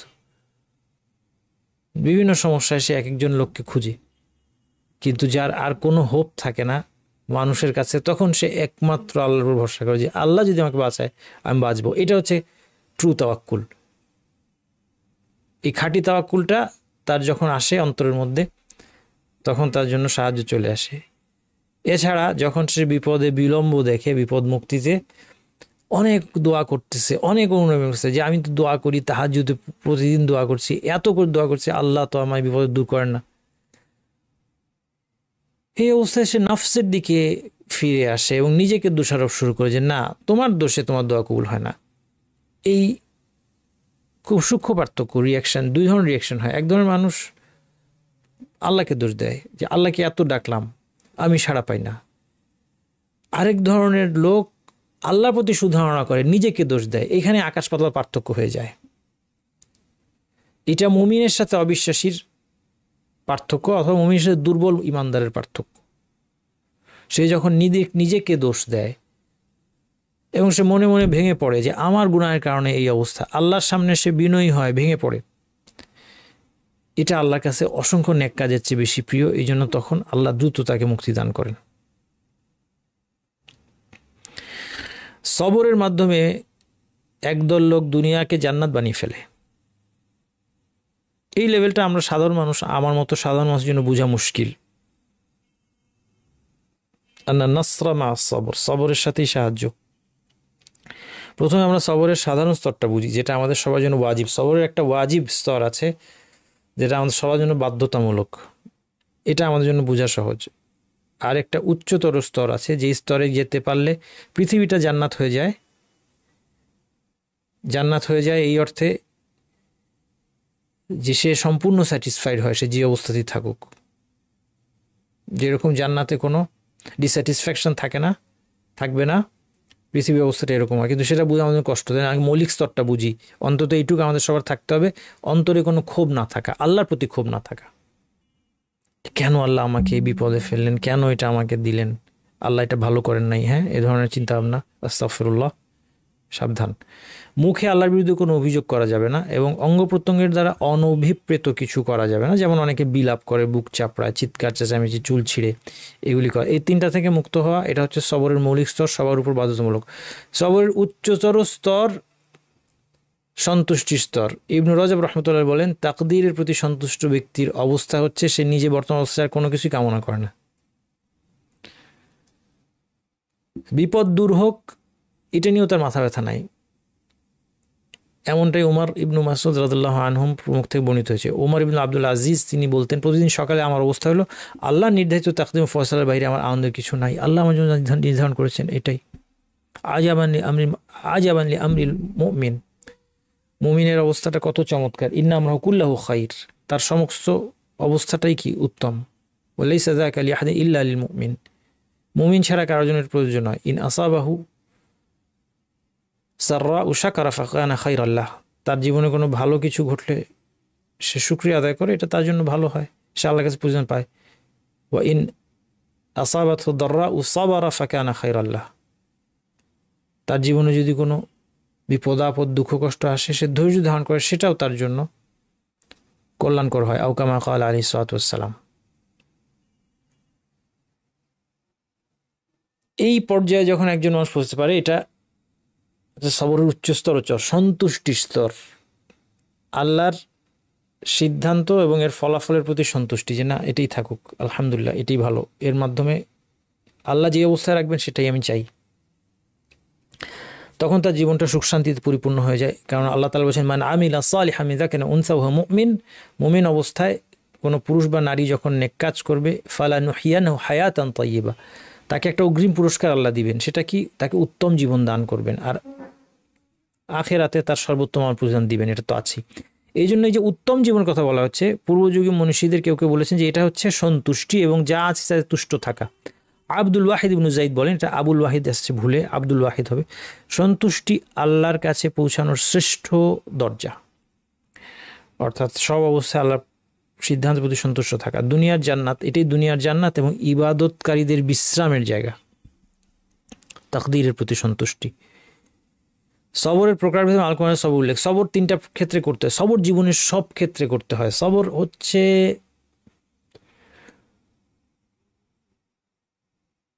মোস্ট ইম্পর্টেন্ট আমল, কোনো অবস্থা নাই সবর থেকে মুক্ত। কারণ আল্লাহ আদেশ পালন করার ক্ষেত্রে সবর লাগবে, নিষিদ্ধ বিষয় থেকে বেঁচে থাকতেও সবর লাগবে, বিপদ আপদ সবর লাগবে।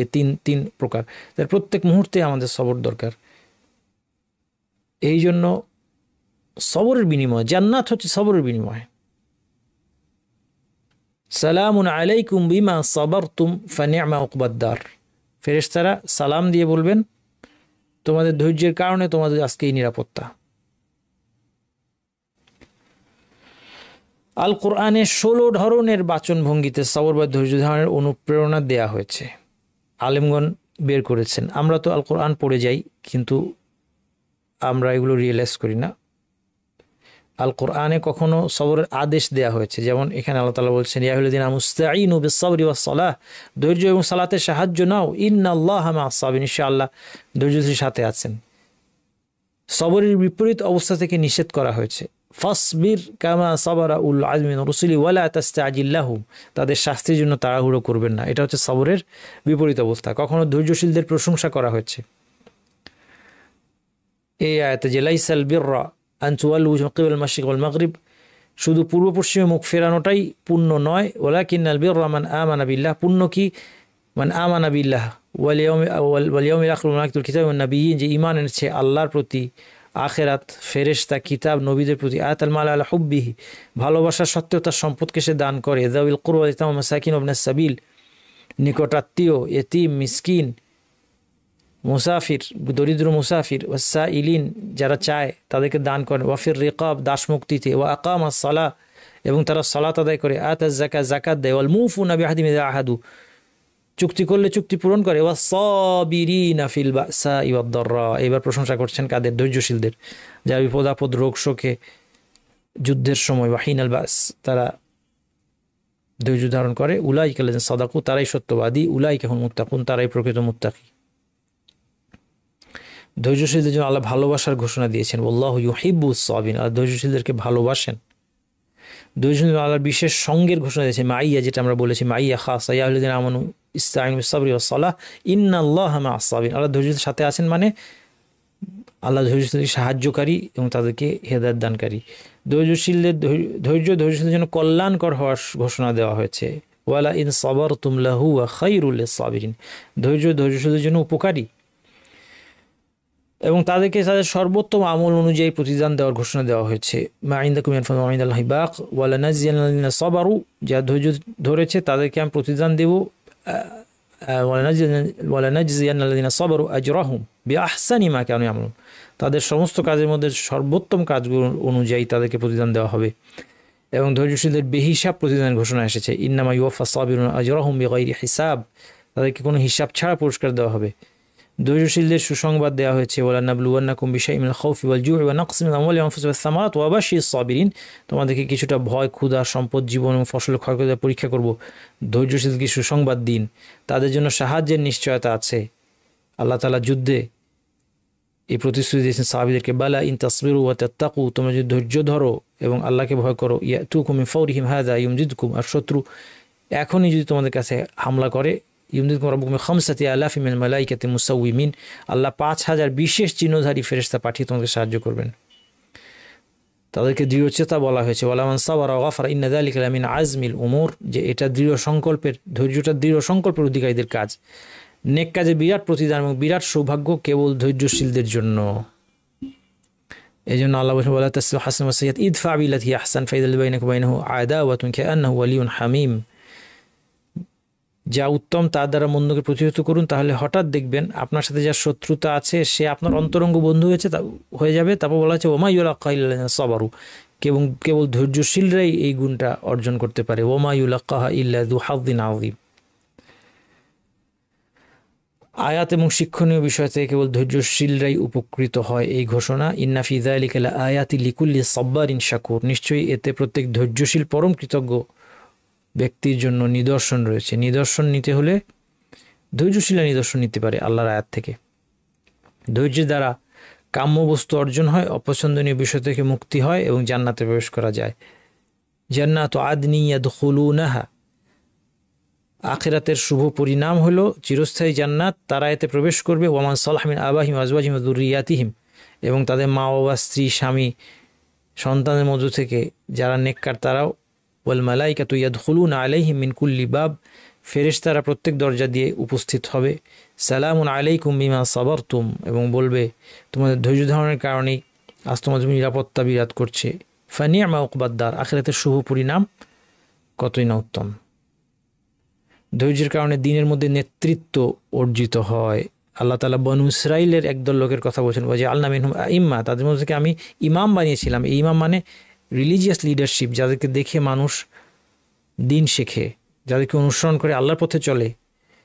কখন? ইয়াহতুনা বিআমরিনা, তারা আমার নির্দেশ অনুযায়ী সঠিক পথ দেখাতো।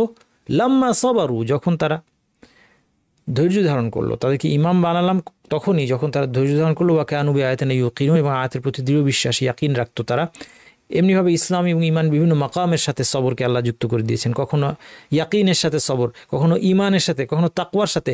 প্রত্যেকটা তাওয়াক্কুল, শুকর, এগুলো এক একটা মাকাম, এগুলো এক একটা স্তর। এই প্রত্যেকটার সাথে আল্লাহ সুবহানাহু ওয়া তাআলা সবরকে উল্লেখ করেছেন। ওয়া জাআলনা মিনহুম আইম্মাতান, যেমন এই আয়াতটা দেখলাম কি ইয়াকিনের পাশাপাশি সবর, ইয়াকিন ছিল সাথে ধৈর্য ছিল।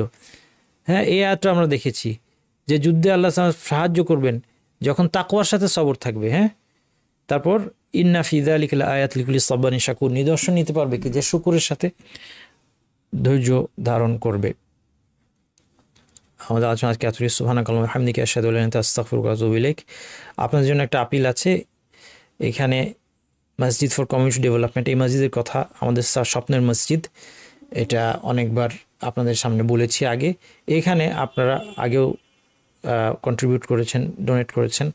এরপরে আরও আপনারা যারা ডোনেট করতে চান, এই কিউআর কোড স্ক্যান করার মাধ্যমে মোবাইল ব্যাংকিং অ্যাপ থেকে আপনারা এখানে ডোনেট করতে পারবেন সহজে।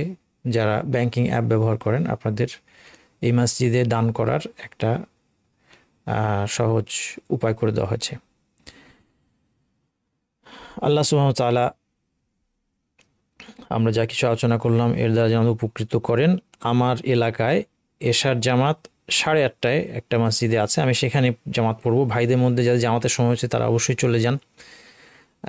আর এই জামাতে যাওয়ার আগে 10-15 মিনিট আমি কিছু প্রশ্নের উত্তর দেওয়ার চেষ্টা করছি। ওয়ালাইকুম আসসালাম রহমতুল্লাহ। প্রশ্ন করেছেন যে 40,000 ক্লাস কি একদিন করে রাখা যায় কি না? 2 দিন ক্লাস করলে লোড হয়ে যায়। আপনারা তো 2 দিন ক্লাস আপনাকে লাইভ শুনতে হবে এমন না, আপনি পরে যাদের একটু বেশি প্রেশার তারা পরে রেকর্ড শুনে নিতে পারবেন। আমরা একটা ভোটের মাধ্যমে ডিসাইড করেছিলাম যে সপ্তাহে 2টা ক্লাস করব। আর এই 30 কোর্সের যে আমাদের একটা প্রজেক্ট, এটা আমার একটা স্বপ্নের প্রজেক্ট, এটা কমপ্লিট করতে হলেও এই জীবদ্দশায় বেশ কয়েকটা প্রজেক্ট আমার আছে। ফুল গোটা আল কোরআনের তাফসির করা, এটা একটা গোটা আল কোরআনের তিলাওয়াত, তাজউইদ এবং রিসাইটেশন রুল সহ এক্সপ্লেন করা, এবং আমাদের 30 কোর্স এবং আরও উপকারী কোরআন হাদিস ভিত্তিক যে সমস্ত ভিডিও বানানোর প্রজেক্ট আছে, এগুলো যদি এই জীবনে আমার শেষ করতে হয়, আল্লাহ যদি তৌফিক দেন, আল্লাহ যেন তৌফিক দেন, তো মানুষ তো তারপরেও আমি জানি না হায়াত কতদিন আছে, কিন্তু একটা আন্দাজ করি মানুষকে প্ল্যান করতে হয়। তো সেই প্ল্যানে আমি যদি এই গতিতে না আগাই তাহলে আমরা শেষ করতে পারবো না, তাই না? আচ্ছা, তারপর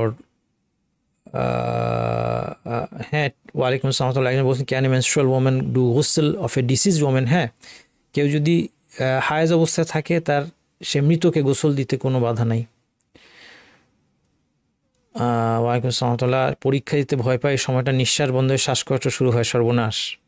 আপনি কিন্তু আমার পরীক্ষা দিতে গিয়ে অসুস্থ হয়ে পড়েন না। আচ্ছা, আপনার প্রশ্নটা অনেক বড়, এটা আমাকে ইমেইলে করতে হবে। হ্যাঁ, এত বড় প্রশ্ন এখানে আমি মানে প্রপারলি অ্যান্সার করা এই লাইভ ক্লাসে মুশকিল। আপনি info@nasirshahruখ.com-এ আপনি আমাকে ইমেল করবেন। মোটিভেশনাল ইসলামিক লেকচার শোনার সময় জিকির করা যাবে কি না? হ্যাঁ, করা যাবে, কোনো অসুবিধা নেই। জিকির করলে জিকিরটা আপনার অত মন দিয়ে হবে না, অথবা লেকচারটা শোনা অত মন দিয়ে হবে না, কিন্তু করলে কোনো গুনাহ হবে না। আপনি বলেছেন একজন প্রেগনেন্ট ওমেন, আপনার সন্তান একজন নেক্সট সন্তান হবে, এটা আপনি চাচ্ছেন, আপনার জন্য নসিহা। আপনার নসিহা হচ্ছে আল্লাহর কাছে দোয়া করবেন। এই পর্যায়ে আপনার সন্তান যখন পেটে আছে, আপনাকে দোয়া করতে হবে। আপনি নিজে, যারা চায় যে তাদের সন্তান নেক্সট সন্তান হবে, নিজে আগে নেক বাবা এবং নেক মা হইতে হবে। এই শর্টকাটটা আমরা অনেকে করতে চাই, এই শর্টকাটটা করা একদমই ঠিক না। আমি নেক বাবা হব না, নেক মা হব না, কিন্তু আমার সন্তান নেক্সট সন্তান হবে, আমার সন্তান আমাকে টেনে জান্নাতে নিয়ে যাবে, এই ধরনের খুব আকাশ কুসুম স্বপ্ন, অবাস্তব স্বপ্ন। তো সেই জন্য যাই হোক, আপনি এটা চিন্তা করছেন, এটা বলছি না, কিন্তু অনেকে যখন চিন্তা করেন, আপনি এখন আল্লাহর কাছে দোয়া করবেন, নিজেকে সংশোধন করবেন, দিন শিক্ষা করবেন, দিনে জ্ঞান অর্জন করবেন, এবং সন্তান প্রতিপালন সম্পর্কেও একটু একটু করে জ্ঞান অর্জন করবেন। আমার অনেক আগের প্যারেন্টিংয়ের উপর কিছু লেকচার আছে, ভবিষ্যতে সুন্দর করে গুছিয়ে দেওয়ার ইচ্ছা আছে ইনশাল্লাহ। এছাড়া প্যারেন্টিং আমি শিওর অনেক ভালো ভালো বই আপনার বাজারে আছে। অনেকে প্যারেন্টিং এই সেক্টরে অনেকে ভালো কাজ করছেন, তাদের আপনি বইপত্র সহজে জোগাড় করতে পারবেন, লেকচার জোগাড় করতে পারবেন। এভাবে প্রস্তুতি নেন, আপনার এখন ভালো সময়, কারণ সন্তান শুরুর দিকে তাকে ফিজিক্যাল যত্ন নেওয়াটা এটাই হচ্ছে বেশি কাজ, এর জন্য আপনি একটা সময় পাবেন এই প্রস্তুতির। এরপর যখন তাকে এডুকেশন দিতে হবে, সব কিছু এগুলো ভবিষ্যতে আপনার আরও বেশ কিছু অ্যাডভাইস লাগবে, যেমন একটা ভালো প্রতিষ্ঠানে বাচ্চাকে দেওয়া ইত্যাদি। সুন্নত নামাজে ফোন দেখে কোরআন তেলাওয়াত করা কি যাবে কি না? এটা নিষেধ হওয়ার কোনো কারণ আমি দেখি না, কারণ নফল এবং সুন্নত নামাজে দেখে কোরআন তেলাওয়াত করার বিধান আছে। তো আপনার সেটা যদি ফোন দেখে হয়, সেটা নিষেধ করার কোনো কারণ দেখি না। মোটা হরফগুলো উচ্চারণের সময় জিহ্বার অংশ কোনোভাবে উঠাতে পারছি না। হ্যাঁ, মোটা স, ব, ত, ভ এগুলি মোটা করা, আপনি কল্পনা করবেন, চিন্তা করবেন যে আওয়াজটাকে উপরে ঠেলছি, তাহলে সহজে করতে পারবেন। হ্যাঁ, আস, এটা দিয়ে প্র্যাকটিস করবেন। আস, আব, আব, ভ ভারী হবে, আপনি যে আওয়াজটা উপরে ঠেলেন, ঠোঁট গোল করবেন না। আর আপনাকে উস্তাদের কাছে করলে আপনার সহজে হয়ে যাবে আর কি, একজন টিচারের কাছে করলে। সালাতে একবার বেশি তাকবীর দিয়ে দিলে কি করতে হবে? কিছু করতে হবে না, যেহেতু এটা মৌখিক কোনো একটা জিকির, যদি এক্সট্রা পড়ে ফেলেন ভুলে, কিছু করতে হবে না।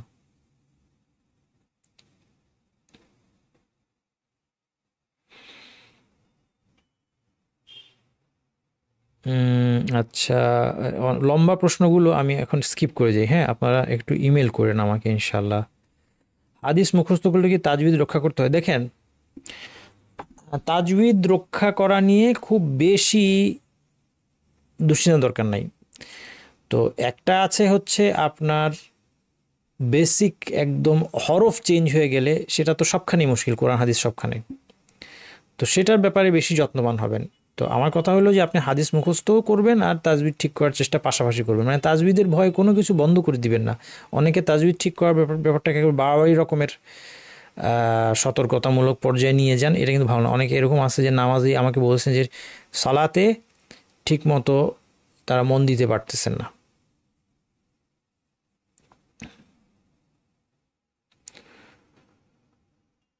হাদিসে দুনিয়ার শোভা ত্যাগ করার অর্থ কি? জিনাতুল হায়াতির দুনিয়া, দুনিয়ার শোভা ত্যাগ করার অর্থ হচ্ছে, এটা হচ্ছে জুহদের ব্যাপার। এই জুহদ সম্পর্কে আমাদের আলাদা হাদিস আসবে, স্বতন্ত্র হাদিস। মানুষের জীবনে যা কিছু তাকে আল্লাহর নিকটবর্তী করে না, এটা যতটা সম্ভব দূর করা, এটাই হচ্ছে জুহদ, এবং এটাই হচ্ছে দুনিয়ার সৌন্দর্য ত্যাগ করা। যা কিছু মানুষকে আল্লাহর নিকটবর্তী করে না, প্রয়োজনের অতিরিক্ত যা আছে, হ্যাঁ, এরপরে প্রত্যেকে তার অবস্থা অনুযায়ী এখানে এটা অ্যাপ্লাই করতে হবে। না, আমি এটা অনেকবার বলেছি, বিশেষ করে মুরব্বীরা, যখন আপনি নিজের প্রতি প্রয়োগ করার ক্ষেত্রে একরকম, কিন্তু অন্যের প্রতি, আপনার সন্তান বা অধীনস্থ কারোর প্রতি যখন প্রয়োগ করবেন, তখন আপনাকে অবস্থা বুঝে আপনাকে এটা করতে হবে। আচ্ছা, আপনার মেনস্ট্রুয়েশন সংক্রান্ত প্রশ্ন আমি উত্তর দিব ইনশাল্লাহ, কিন্তু ইমেল করবেন। ইমেইলে আমি চিন্তাভাবনা করে, পড়াশোনা করে আপনাকে সুন্দর উত্তর দিতে পারবো, এখানে ভুল হয়ে যাওয়ার সম্ভাবনা আছে।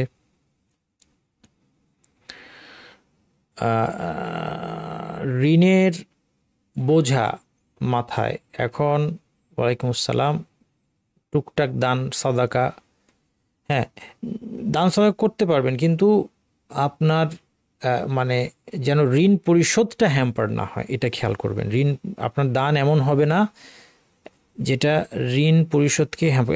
এখন এমন যদি হয় যে আমি প্রতি মাসে বেতন থেকে 5,000 টাকা করে ঋণ শোধ করছি, সেটা তার পাশাপাশি আমি 100 টাকা 500 টাকা দান করলে তো কোনো ক্ষতি নাই। কিন্তু যদি এমন হয় যে আমি দান করলে ঋণ শোধ করব, তাহলে এটা খারাপ। মোবাইলের দাম 92,000 টাকা, বিজনেস ফিক, হ্যাঁ, ওয়ারেন্টি ক্লেম টেম কি আছে, ইমেল প্লিজ।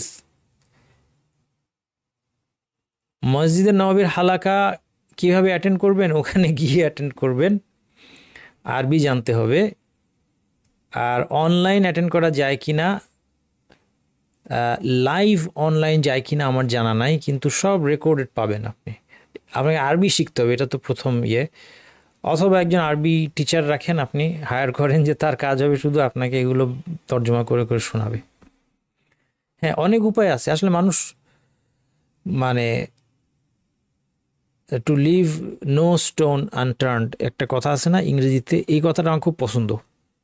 এই কথা আমি কেন পছন্দ, কারণ আমি জীবনে আমার নিজের অভিজ্ঞতা, আমার কাছে মনে হয়েছে অনেক সময় যে আমরা, আমাদের পাথর আছে 50টা, আমরা 5টা উল্টাই, তারপর হাল ছেড়ে দিই। এটা আমার আমার এক্সপিরিয়েন্স থেকে আমার কাছে এটা মনে হয়েছে। তো আপনি যদি দৃঢ় প্রতিজ্ঞ থাকে, মনে করেন আপনি আজকে, কেউ ডিসাইড করলো আজকে, বা একটা কমিউনিটি তারা ডিসাইড করলো মসজিদে নববীর দার্স থেকে আমাকে শিখতেই হবে, তাদেরকে উপায় নাই? উপায় আছে, তারা অনেকভাবে এটা করতে পারে। সবাই মিলে একজন আরবি জানা একজন লোককে তারা হায়ার করতে পারে, যে তোমার কাজ হচ্ছে শুধু, তোমার ভরণ পোষণ আমরা দিব, তোমার কাজ হচ্ছে শুধু মসজিদ নববীর দার্স আমাকে ট্রান্সলেট করে শোনানো। একটা আইডিয়া, আমি একটা আইডিয়া বললাম আর কি। এটা কি একদল লোক একসাথে হয়ে পারে না? করতে পারে, কিন্তু আমরা হচ্ছে ওই যে বললাম, 5টা পাথরের পর 6 নম্বর পাথর উল্টা দেখতে চাই না। শাবাকাতুল আলুকা, মওসুআতুল আহাদিস আন-নাবাউইয়্যাহ, ইসলাম ওয়েব, আদ-দুরারুস সানিয়াহ। হ্যাঁ, মওসুআতুল আহাদিস আন-নাবাউইয়্যাহটা কোনটা আমি ঠিক শিওর না, এটা যদি ইসলাম ওয়েবেরটা হয়, এগুলি সবই ভালো ওয়েবসাইট। আদ-দুরারুস সানিয়াহ অসাধারণ একটা সাইট, যদি আপনি আরবি জানেন, অসাধারণ। আমি একটা জিনিস আপনাদেরকে বলি, যারা আরবি জানেন তাদের কাজে লাগবে, সবার কাজে লাগবে না। এটা হচ্ছে আদ-দুরার, আপনি যদি কোনো একটা হাদিসের একটা ওয়ার্ডের অর্থ জানতে চান, কারণ হাদিসে অনেক কঠিন ওয়ার্ড থাকে, বা ব্যাখ্যা জানতে চান, এটা সবচেয়ে সহজ উপায়। আল্লাহ সুবহানাহু ওয়া তাআলা, আল্লাহ তাআলার অশেষ রহমত, তিনি আমাকে গাইড করেছেন। আরও ভালো কিছু থাকলে যেন আল্লাহ ওটা তো দিকে গাইড করেন। সবচেয়ে ভালো উপায় হচ্ছে গুগলে জাস্ট যেই ওয়ার্ডটা বা যেই 2-3টা ওয়ার্ড আপনি বুঝতে পারেন না, এটা টাইপ করবেন আরবিতে। যারা এটা আরবি জানে তাদের জন্য বলছি, এটা টাইপ করলেই দুরারুস সানিয়া এই সাইটের লিঙ্ক প্রথমেই আসবে। অলমোস্ট আমি 95% সার্চ এটা দুরারুস সানিয়ার মধ্যে ওই হাদিসটা আছে, এবং ওখানে গেলে আপনি সহজ ভাষায় ওটা ব্যাখ্যা করে দেওয়া হচ্ছে, এত সহজ করে দিচ্ছে। আগে তো আমরা সামেলায় সার্চ করতাম, হাদিসের ব্যাখ্যা গ্রন্থগুলোতে সার্চ করতাম, সময় লাগতো। এখন এইটা একদম ফাস্ট হয়ে গেছে, খুবই কুইক। আপনি এক্ষণ ধরেন একটা হাদিস আপনি যদি আমাকে জিজ্ঞেস করেন, আমি যে আমার এখানে গুগলে ঢুকায় আমি যদি ওয়ার্ডটা লিখি, যে ওয়ার্ডের মিনিং কী, আপনি যদি জিজ্ঞেস করেন আমাকে আরবিতে, দুরারুস সানিয়ার মধ্যে গিয়ে সাথে সাথে আমি আপনাকে বলে দিতে পারবো ইনশাআল্লাহ। আল্লাহ তাআলা একটা বিরাট নেয়ামত, কিন্তু আমরা নেয়ামতের ব্যাপারে গাফিল।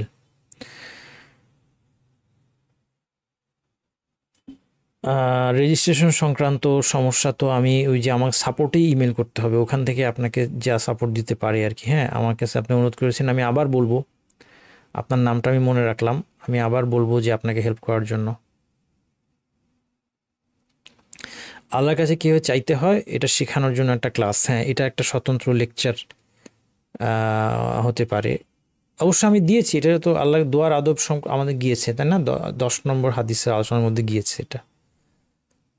আচ্ছা, লম্বা কোশ্চেন, 4 ভাই বোন আপনাদের কোশ্চেন, আপনারা ইমেল করবেন আমাকে ইনশাআল্লাহ, info@nasirshak.com।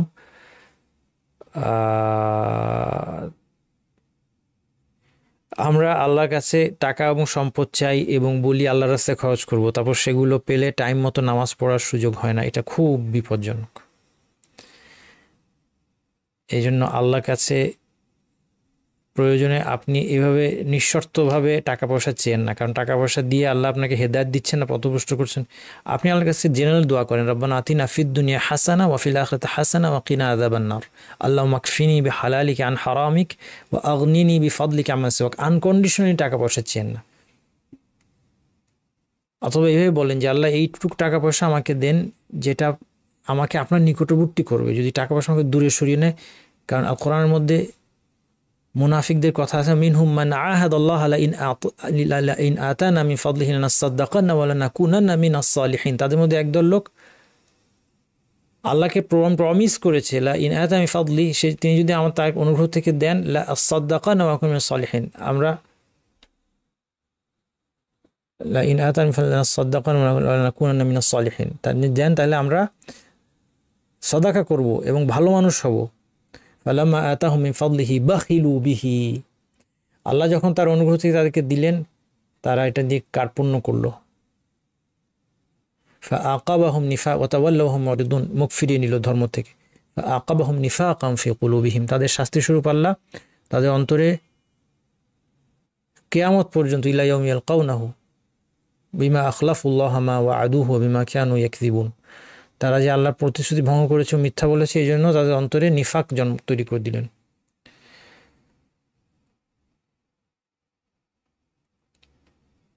বর্তমানে সৌদি আরবের অনেকটাই কোণঠাসা, তারা খেলাফত শাসক সংক্রান্ত ইলম ঠিকভাবে তালিবানদের কাছে তুলে ধরতে পারবে? অনেক আলেম তো কারাগারে অন্ধকার প্রকোষ্ঠে, একজন গ্রেফতার করা, অন্যরা বলে মানহাজ ভুল ছিল। প্রত্যেকের যুগেই দরবারি আলেমরা সাধারণত ডিফেন্ড করেছে, না ভাই আমার, আপনার এই অ্যানালাইসিস ঠিক না। আলেমরা কোণঠাসা না, আমরা কোণঠাসা। আমরা নিজেদেরকে কোণঠাসা করে ফেলছি আলেমদেরকে সমালোচনা, আলেমদের গীবত করার মাধ্যমে, আলেমদেরকে দালাল বলার মাধ্যমে। আলেমরা তাদের কাজ করে যাচ্ছেন। একজন আলেমকে যদি অন্যায়ভাবে কারাবন্দি করা হয়, তাহলে অন্য আলেমদের দায়িত্ব শেষ হয়ে যায় না। আলেমদের মূল কাজ মানুষকে ইসলাম শেখানো, আলেমদের মূল কাজ আন্দোলন সংগ্রাম করা নয়। এই জিনিসটা আমরা বুঝতে ভুল করার কারণে আমরা কোণঠাসা হয়ে পড়ছি এবং আমরা মৃত্যুর পরে এটা টের পাবো। আমরা যে আলেমদেরকে যে কথাগুলো বললাম, তারা দালাল, তারা এই, তারা সেই, এর খারাপ ফলটা আমার উপর আসবে। আজকে এই কথাগুলো না বলে আমি যদি এই সৌদি আরবের আলেমরা যারা বিশুদ্ধ ইসলামের জ্ঞানটাকে বিশ্বের বুকে ধরে রেখেছে, বাংলাদেশে একজন আলেম, একজন বক্তা, তার কাছে কে শুনে আমি নিশ্চিত না যে আমাকে কি বলছে, সে কি কোরআন হাদিস যাচাই করে ঠিক কথাই বলছে না ভুল কথা, তার আকীদা কি বিষয়কে আমি নিশ্চিত না। সৌদি আরবের একজন আলেম, সে যদি শাসকের বিরুদ্ধে কথা নাও বলে, এবং শাসকের বিরুদ্ধে কথা না বলাই ইসলামের শিক্ষা, আমরা আলোচনা করেছি এর আগে, শাসকের বিরুদ্ধে প্রকাশ্যে কথা না বলাই ইসলামের শিক্ষা, বিশেষ করে এই সৌদি আরবের মুসলিম শাসক যে আছে সেরকম শাসকের ক্ষেত্রে।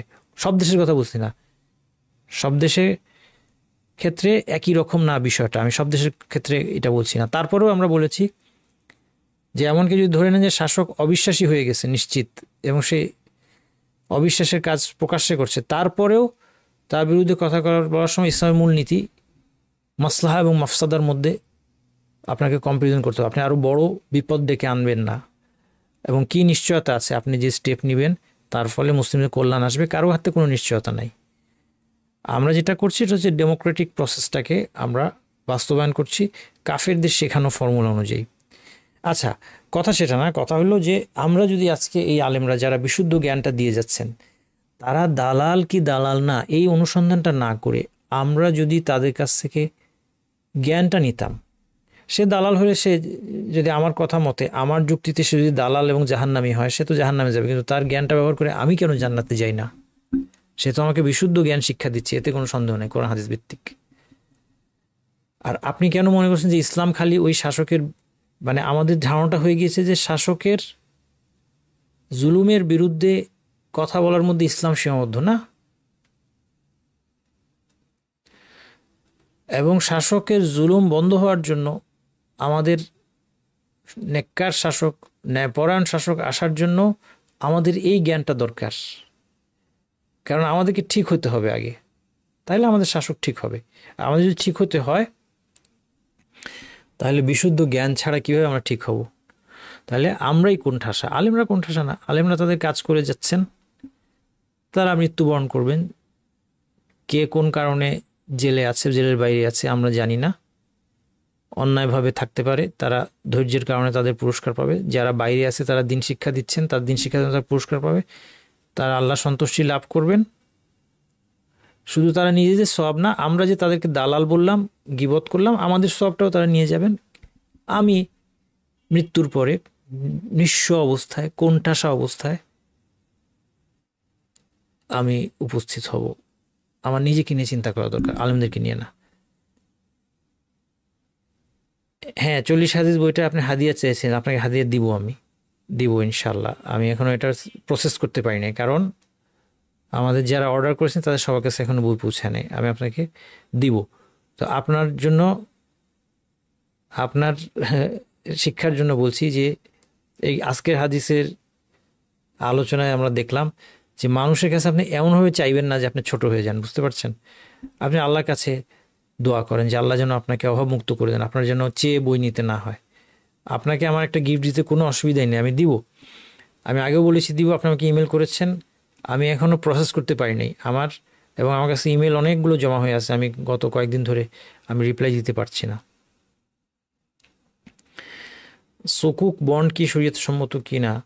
সুকুক মানে বন্ড। এখন আপনি কি ধরনের সুকুক, কি ধরনের তার কন্ডিশন, এটা কি সুদি ব্যাংক নাকি কি ইসলামী ব্যাংক না কি জিনিস, এগুলো বিস্তারিত আমাকে ইমেল করেন। গালি দেওয়া কেমন গুনাহ, শাস্তি কি? গালি দেওয়া এক ধরনের জুলুম, এর শাস্তি হচ্ছে যদি তার কাছ থেকে আমি ক্ষমা চেয়ে না নেই তাহলে আমার সওয়াব তাকে দিয়ে দেওয়া হবে কিয়ামতের দিন, অথবা তার গুনাহ আমার আমলনামায় দিয়ে দেওয়া হবে।